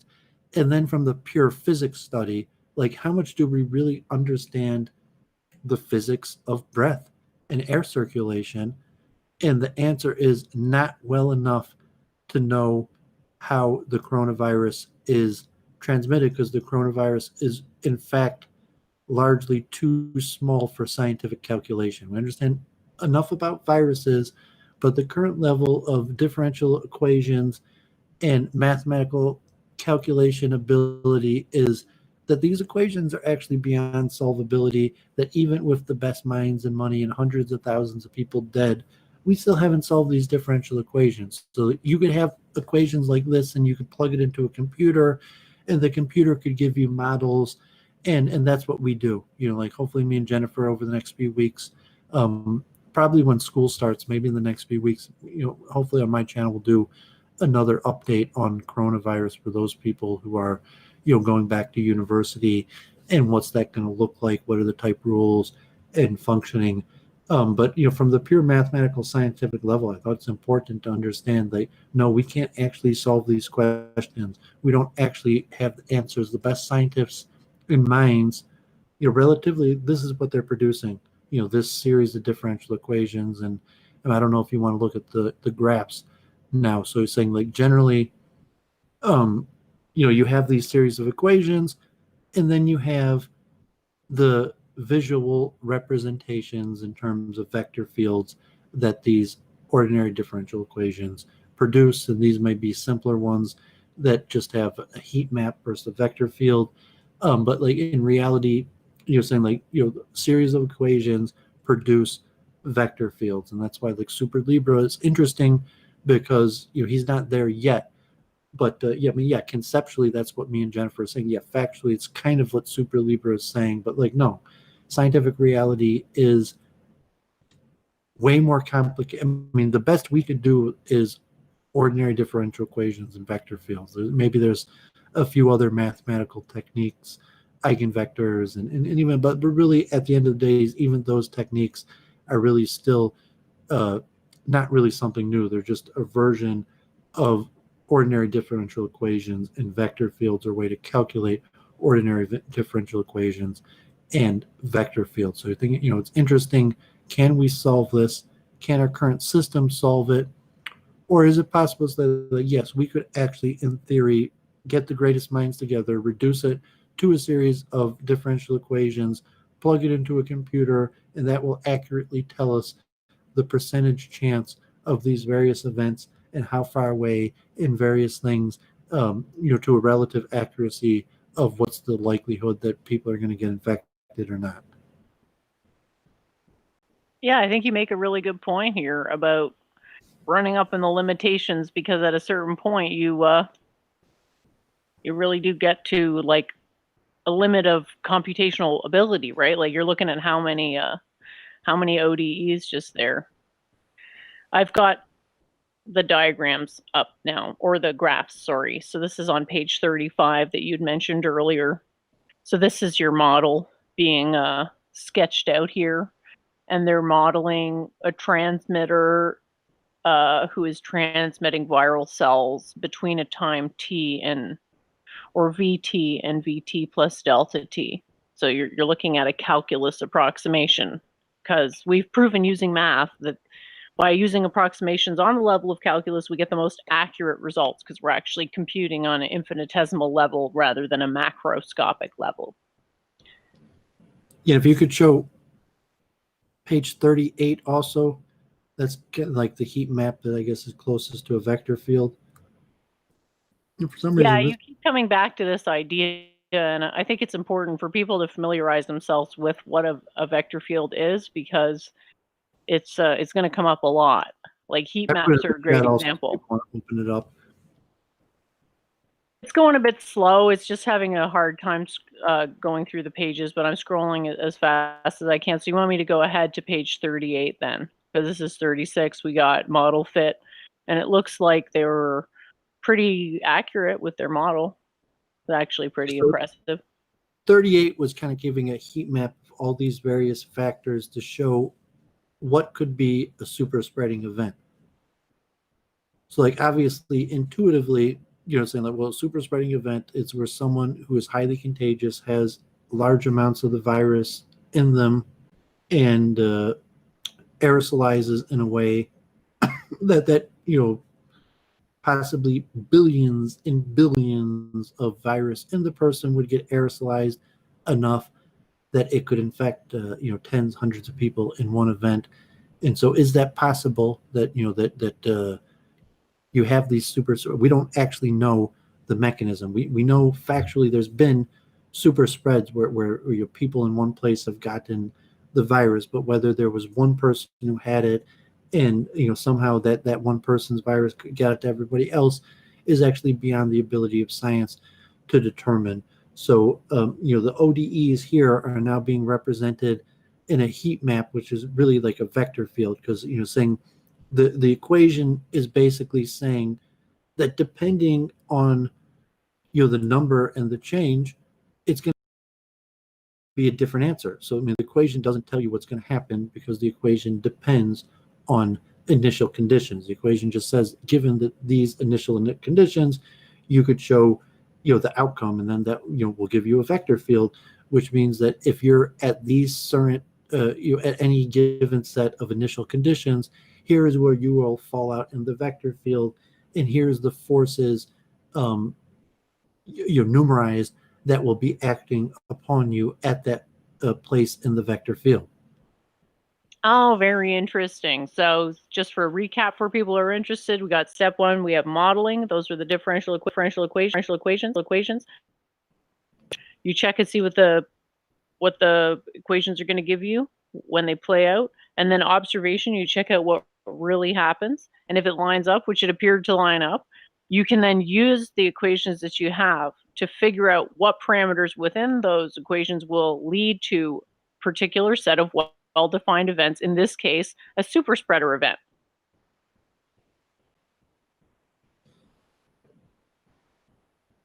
Yeah, this is only a preprint, so this hasn't even been published. So you think like this is such a hugely important issue for, so to say, policy and the direction of society. And, unfortunately, the current state of knowledge is very lacking. And so, it's exciting to see this preprint, but it's almost depressing that saying this is the current state of knowledge. Yeah, I guess are you a bit disappointed to see that like the motives behind governmental decisions aren't actually based on science? It's just based on like, it appears to be calming people down, like Chicken Little style, who think the sky is falling. I get that impression, like politics is just about well, free will is the wheel of the grease of the squeakiest joint. I mean, the Kabbalistic system has it largely mapped out. I mean, even if you don't use the Kabbalistic system, there's multiple spiritual systems that could explain this in different ways. But like obviously, free will is limited, and the larger state of karma will cause events to happen, and people have to function within the larger karma of the system that they're in.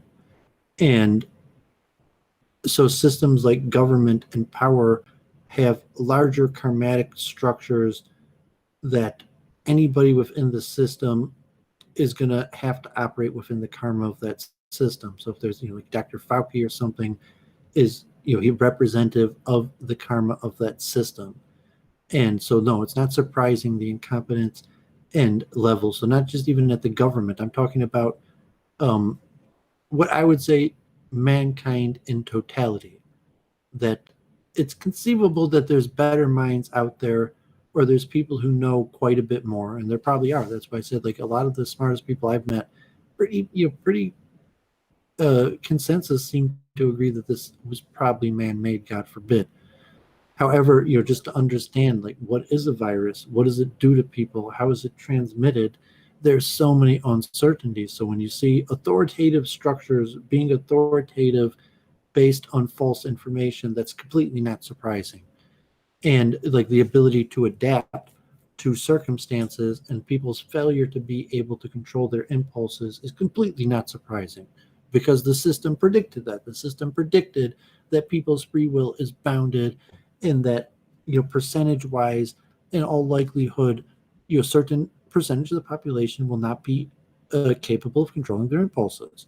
And so you could model and systematize, basically karma, so to say, this of what we were showing these ODEs um, was for something important, but it's a purely physical phenomenon. The virus is a physical object that has a mass and is anatomy and comes, uh, you know, replicates at a certain amount. So there's going to be an exact number of susceptible cells and infected cells, a number of viruses in a person's gastroendocrine tract. That's so much is going to get into the air, and it's something that in theory could be measured. According to science, there's nothing about the virus that can't be measured.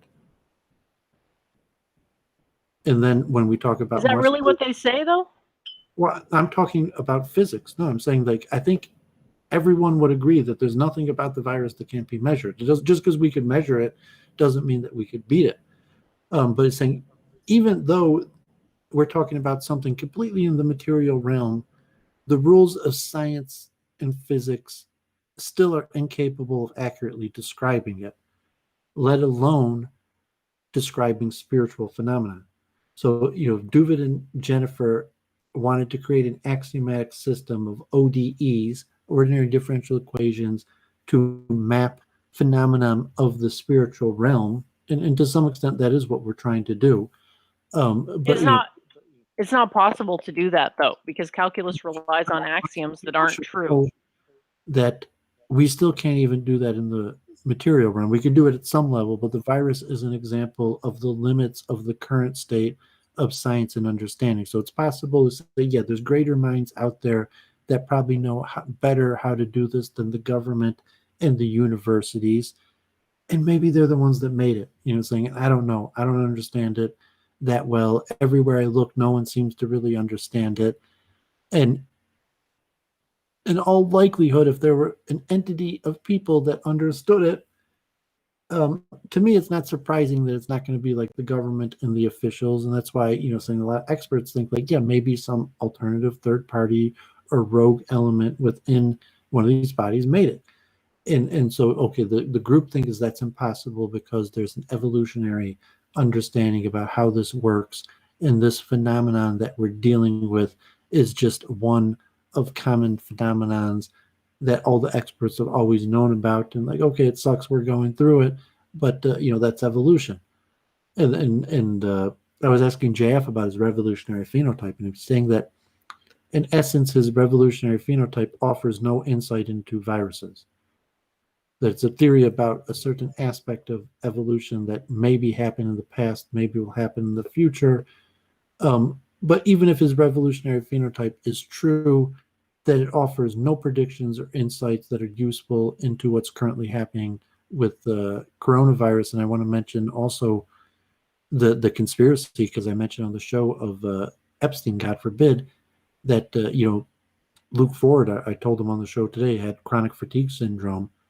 And the woman, Dr. Judy Mishkowitz, or maybe it's not her name exactly, in this movie Plandemic, claims that there's a conspiracy with Dr. Fauci, and that she was doing research on chronic fatigue syndrome, and she believed that it was caused by a virus. And it's possible that she fabricated research or whatever, and that her study was false, but she was forced out. And at the time, Dr. Fauci said that chronic fatigue syndrome was absolutely not caused by a virus. It's likely to be caused by toxins. And now Dr. Fauci has been on the news saying that younger people who recover from the virus are showing symptoms of chronic fatigue syndrome. So it doesn't necessarily prove that chronic fatigue syndrome is caused by virus, but the very Dr. Fauci that so to say, ruined the career of this woman in the pandemic movie because she, said certain unkosher things, maybe also about like vaccines and autism. Um, and so I was looking into now, the majority of scientists do actually think that chronic fatigue syndrome is in fact caused by a virus, not necessarily the same virus that this woman in pandemic thought was a different virus. An irony of ironies is that the most likely candidate is a retrovirus, and the virus that is most likely to cause chronic fatigue syndrome is called the Epstein-Barr virus. And you think, okay, so Oh my God, that's a funny irony, isn't it? yeah, but you could just search Wikipedia and chronic fatigue syndrome. And so I looked at the irony, like I even mentioned Clarence said it. So, Jeffrey Epstein obviously, got his first job at the Dalton School by, Attorney General William Barr's father.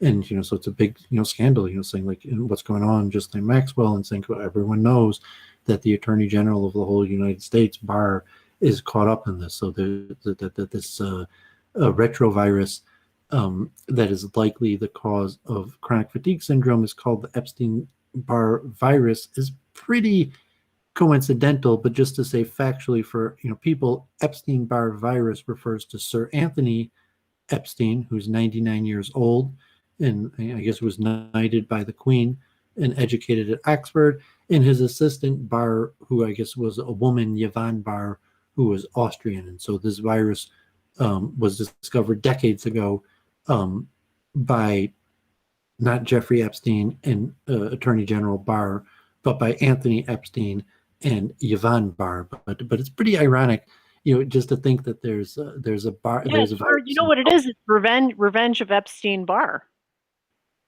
What is that's why I said like in terms of means and motive.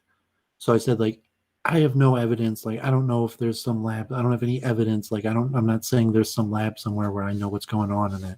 But I was saying means and motive. Didn't you hear about the story that it came out of a lab that had been doing bat research in caves? I mean, that story seemed pretty much like it was lining up with the evidence. Like, I mean, at that point, whether it's man-made is sort of a semantic question. Like, it was obtained from a bat and stored by a man, so it was like a man intervened. Like, probably nobody would have caught it if it had just stayed in the bat in the cave, right? It was the fact that they removed it from the cave that allowed somebody to become contaminated, which was like patient zero. And there are people who've actually said that they found patient zero, some lady, I think. Did you look into that theory at all? Yeah, but my resources are limited. So like, yeah, I watched that Brett Weinstein show. I read some papers. I'm not sure if Ricardo wants the link or he's just talking. I think he's thinking about it. He said he can't, but I think he's maybe thinking about it because he said he needed some advice from the Detroit Rebbe and the Ottawa Yogi. So he sounds a little different. He was asking of whether I knew anything about Montessori schools. I know very little, and I find that like with schools, it's usually down to the teacher, not so much the scholastic system. But I think the idea with Montessori schools is that, correct me if I'm wrong, but I think the kids are not isolated according to age. They kind of take a more community-based approach of like helping out and the older kids and the younger kids and like reading programs and everybody having like I think the idea is that they're trying to model it like regular life. My cousin actually went to a Montessori school, and my aunt and uncle, who are pretty red-pilled, seemed pretty adamant that that was the best option at the time. But I didn't actually investigate it any deeper than that. So I would say with regards to most of these schools, Montessori or not, it's really down to the character of like the head teacher or the principal or what have you. It does seem to make a huge difference in how the school is run. Yeah, we could talk about that. I mean, maybe a different time is better. Do some research. I mean, I know quite a few people who send their kids to Montessori. I've met teachers at Montessori. They're all over the place. A lot of Jews, due to dynamics, like if they're in a metro area where the majority of schools are African American. So if you're not affiliated, like I was mentioning, the internal Jewish community, where there's a group of people who find a place in the an urban area where there's enough people who have the same lifestyle to create an urban hub of a subculture, that generally were, sociologically calling Orthodox Judaism, so to say. Like there's an area in most metro urban areas across the whole world where there's a certain section in the urban area where you're going to find Orthodox Jews, and they've niched out an area where at least a few blocks is largely, enough people there living this culture that could be considered the norm. But obviously, that's a minority of the totality of Jews, and they're Jews at all levels of affiliation. So Jews at less level of affiliation, um, with a question where they're not going to send their kids to Jewish schools, so they can send them to public schools. And so a lot of times Jews will choose private schools, and so Montessori is something where there's quite a few Jews at. Although Montessori is not necessarily a Jewish thing; it was made like Italian. There's a system; they're all over the place. But they're saying like, yeah, there's a lot of Jews in Montessori, but Montessori is bigger than the Jews, and it's not necessarily a Jewish thing. It's just larger urban educational considerations that a lot of Jews use the Montessori system. And I found that it's actually been getting more popular at Montessori.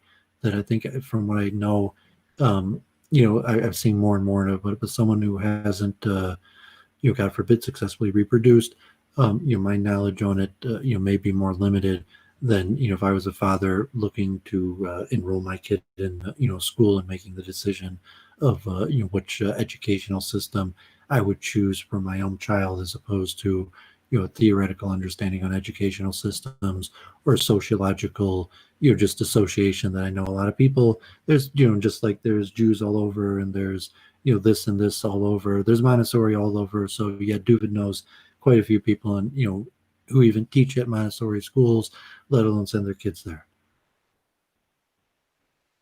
Yeah, he's saying that things are getting worse because the money's leaving the public schools for the private schools. I mean, that's sort of in a way, predictable, right?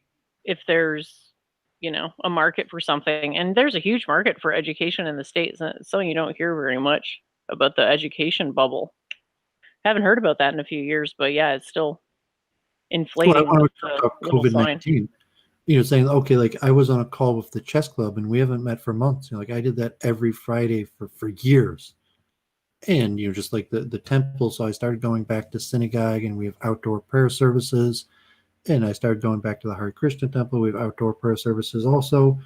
But the chess club was indoors, and it's at the Detroit Museum of Art, and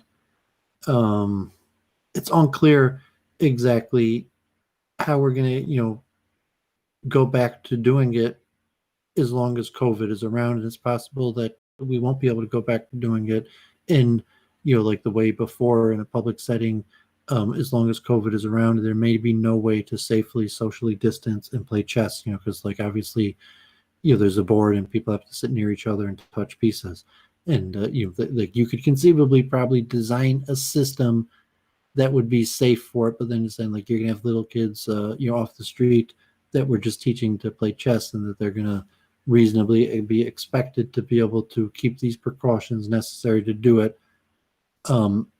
So we haven't even moved to thinking about it. Originally, when it first came out, like when the lockdown first happened, they were, they thought like it'd just be a few weeks, and then there were going to be like hand sanitizer. Like we'd have chess, but like, the kids would wash their hands before, and there'd be hand sanitizers on the table. But now we see, when COVID-19 is much worse than that, and we might not have, chess for the foreseeable future. And, just going back to schools, it's like, yeah, I mean, public schools may not be able to reopen because the system is corrupt, because the nature of governmental systems, God forbid, they're corrupt, and the money and the funding and all the various power players that may not be able to get it together to be able to open up schools in a safe way for preventing people from getting COVID-19. So it could be there's open up and people are going to get COVID-19 and people are going to die, God forbid, because, what are you going to do? Like, just stay in lockdown forever. But then there's the other end of people that said like, okay, like I'm going to, choose a private school realm, homeschool. And Montessori is more conducive to probably COVID-19. Montessori includes a lot of things like self-paced learning, A lot of times Montessori will have special programs for homeschool people where you could bring them in a few days a week or just occasionally. So it could largely be like homeschooled and also part of Montessori.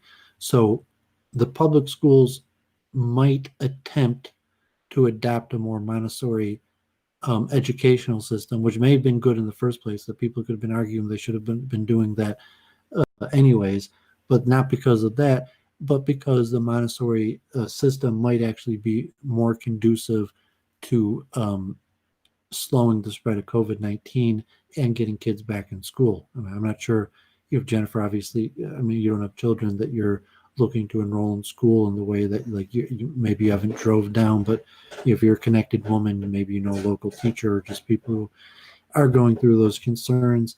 And if you could factually say, like, yes, a Montessori school type system is probably less likely to spread COVID-19 than other type educational systems.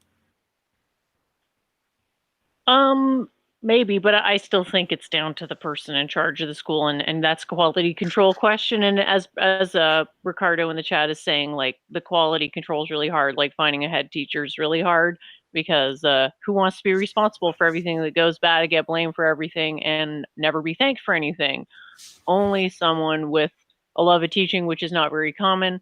Nicholas Petrus had a comment in the chat about antibacterial hand wash. So the problem with that is actually evolution, right? So you got to, you read the bottle, it says 99% kills 99% of bugs.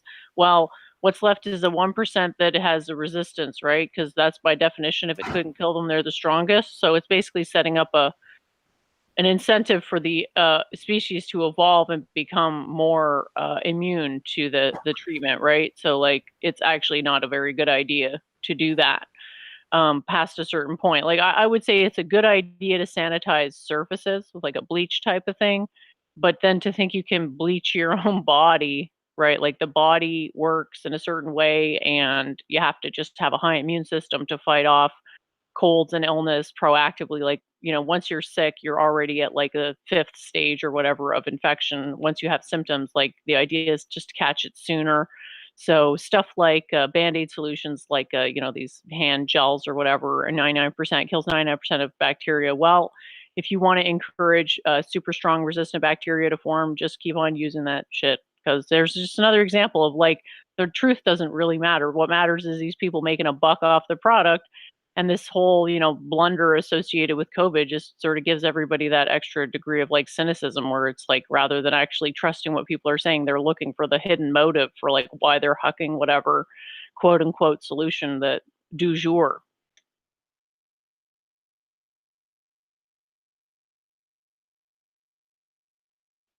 And Aiken's saying that I'm wrong, and yeah, so even if, let's say, one time it manages to wipe out 100% of them, it's not going to do it every time, and whatever's left over is going to be stronger. So are you willing to take that chance?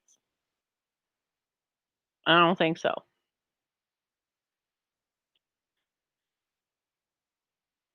Looks like Ricardo's kid is enrolling into school. Possibly, I don't know if this is for the first time or if he's going up into grade 1 or what.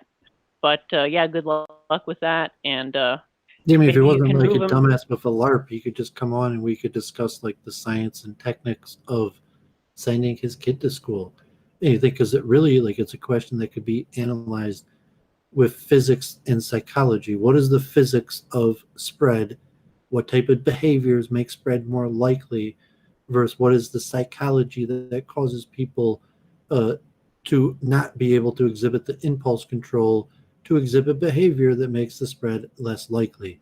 And so he's saying this manner can be analyzed from a scientific perspective, but it's like I said on Luke Ford, and I don't know if Brundle was watching, the experts, God forbid, God forbid, God forbid, God forbid, if it's a bioweapon, to say like there's a worse one that's about to be released. Most of the conspiracy people who believe that it's a bioweapon believe that that there's a worse one that's about to be released for the second wave. God forbid, God forbid. I hope that's not the case.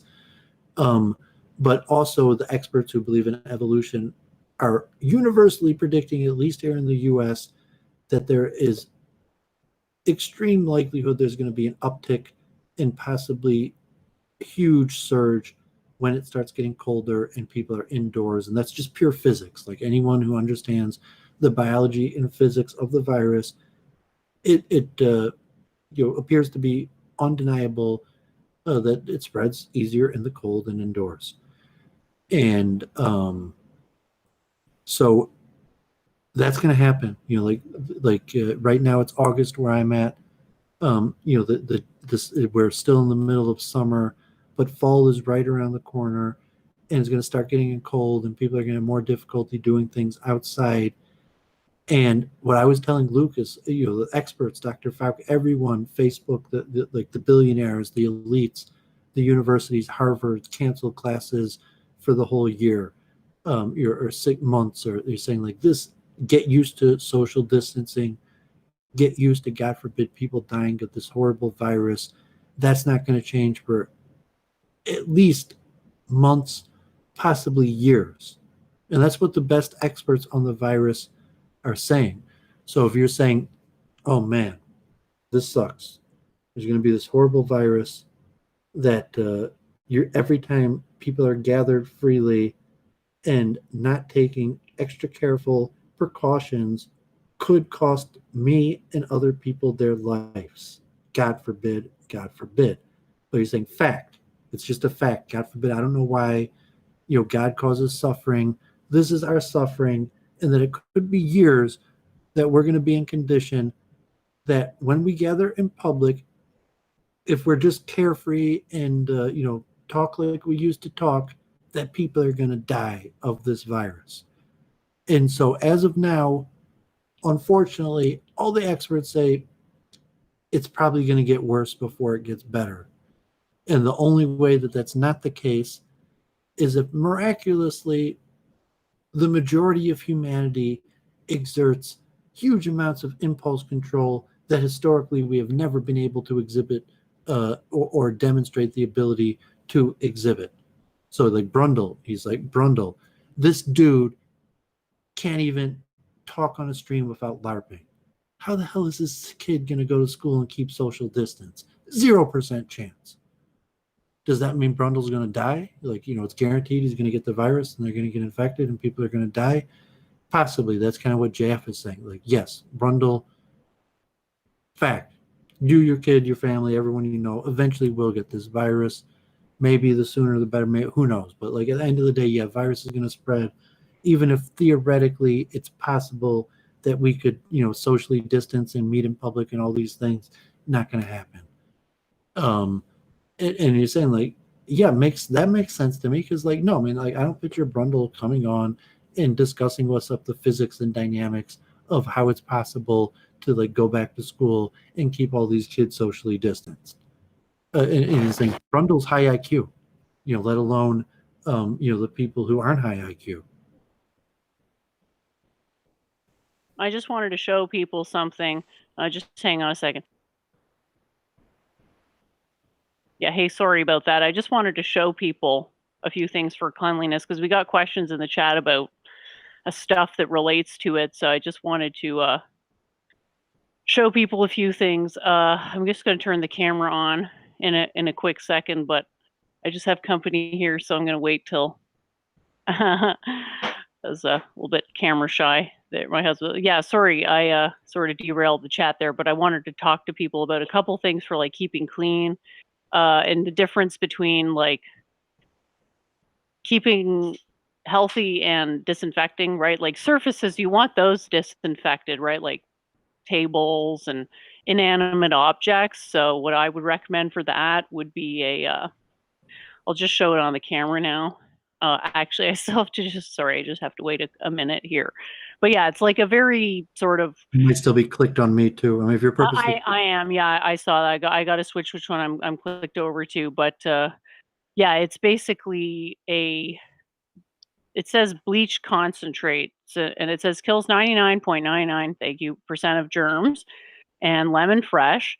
And it says powerful cleaner, and the active ingredient is sodium hypochlorite. So that's not the kind of thing you want on your skin because you want to keep the bacterial balance in your skin like natural. This could kill what they call good bacteria or good, cells. You don't want to do that. So whenever I clean with this stuff, just hang I'm just about to show it on the screen here. All right, let's see if I can get this thing working. All right, here we go. So this stuff, you just throw it in the old, here. You just throw this stuff in some water and use that to clean surfaces, and you use something on your hands. And then to wash your body, what I use is this stuff here. It's a mixture of coconut oil and baking soda. So you have to heat it up and reduce it and mix it all together. I add other stuff to it, and it works really well.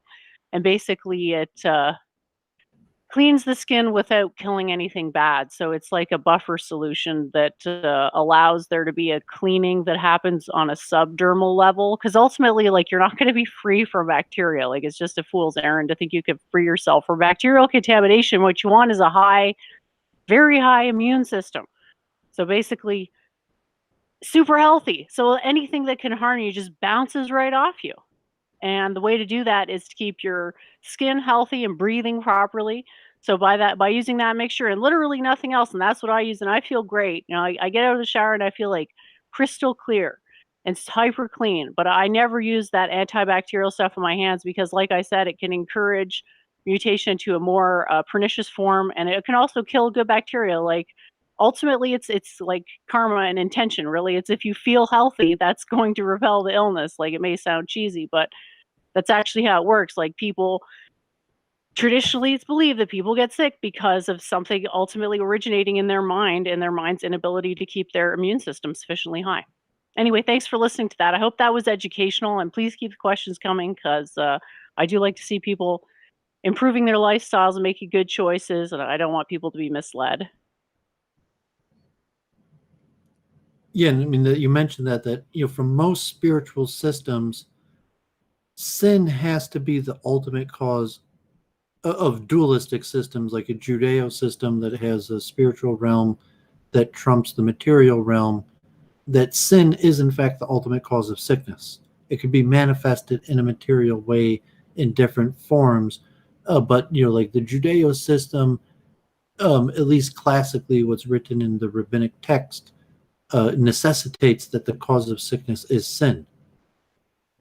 And so a viral mechanism, you could still have a system where, yes, God forbid, of course, theologically it has to be that the cause of sickness is sin, because that we know that that's from, at least what we would consider to revealed authority in Scripture, that's factually what we've been told, that sin causes sickness, and also possibly a karmatic understanding, even if we don't understand the exact mechanisms of how sin causes sickness, that it could be understood that generally people get sick because they sin, even if you can't directly relate it to that. Well, I think to prove that, you would have to define what is health, and then you can define, like, because what is sickness? It seems that it's always defined relative to health. So then it would seem logical to define health, and then sickness is like a deviation from health. And so it's like in Ayurveda, what it is you're striving for health, and you basically never want to get to the point where you have symptoms, because symptoms mean that several other things have happened that shouldn't have happened, and you're so out of balance that your body has to, like, tell you through suffering that there's something wrong. So ideally you'd catch it way, way, way before that by properly applying science, getting out ahead of it. So yeah, there could be heuristics. Like, I used to hear a rabbi say it, and I used to say it. It's like, well, you're fat because you have a big ego. Because you think you're big, you got fat to make yourself big. And it's like, well, obviously, the dude's got an inflated ego, and that's why he got fat, because he thought he was big, and so he physically wanted to become big, so he became big. Because you could go to the gym and become strong, but if you want to be looked at as big, like getting fat is basically the best way to be big. And but you say, okay, that heuristic may not be saying that every fat person, the cause of their fatness is hot and some sort of inflated ego. And then you're saying, does it mean that thin people by definition can't have ego problems, because if they had an ego problem they would get fat? And say, okay, but no, there are certain lessons and parallels you could draw, and there could be a heuristic value to say, yes, that there could be a connection with the reason why people get fat is because they have inflated egos, and being big matches their feeling that they're big. Don't you find that the people with the biggest egos tend to be like the ones with the big taut muscles, not the fat ones? Well, no, because muscle doesn't make you look big, and there's a lot more fat people than muscle people. I'm just talking about in terms of large ego. Generally, you get muscle by hard work. So you're saying, no, if a person went through a process to build up hard muscle, they probably went through a process of hard work, and that process of hard work is, by definition, a process of breaking their own ego, as opposed to getting fat is something very easy. So if you want to get big, you could just stuff your face and get fat. If you want to get strong, you have to work extremely hard, and working extremely hard by nature chips away at the ego. I just think that the people I've met with the biggest egos were muscly muscle men. Like, I don't see the direct link, because I'm like thinking of someone who's poor, who eats unhealthy food because they can't afford anything else, and they weigh 300 pounds, but they're like basically starving for nutrition. Is that their bad karma, or is that more society's bad karma that failed to take care of somebody who obviously wasn't autonomous enough to take care of themselves on their own due to poverty or low education or what have you? I don't really think there's any connection between ego size and body size, because like I said, well, it doesn't match observation. Like the biggest egos I met, like you got Ricardo in the chat. He's got one of the biggest egos I've ever met, yet he is really good at math. He understands my theories on a deeper level than most people, and he has like a strong will, right? And the few times we've seen him, like, he appears thin, so it's like, how could he have a big ego and be thin? Is he thin? I imagine he's probably pretty strong. I've not seen him, so I can't confirm, but I think he's muscular. I don't know if he's, I wouldn't think he's fat. But he said he did consider becoming fat just to make his expletive deleted proportional. Ha ha ha. Yeah, Very so funny. I mean, the Kabbalistic system is not scientific like ordinary differential equations. There's a lot of heuristics, and it's more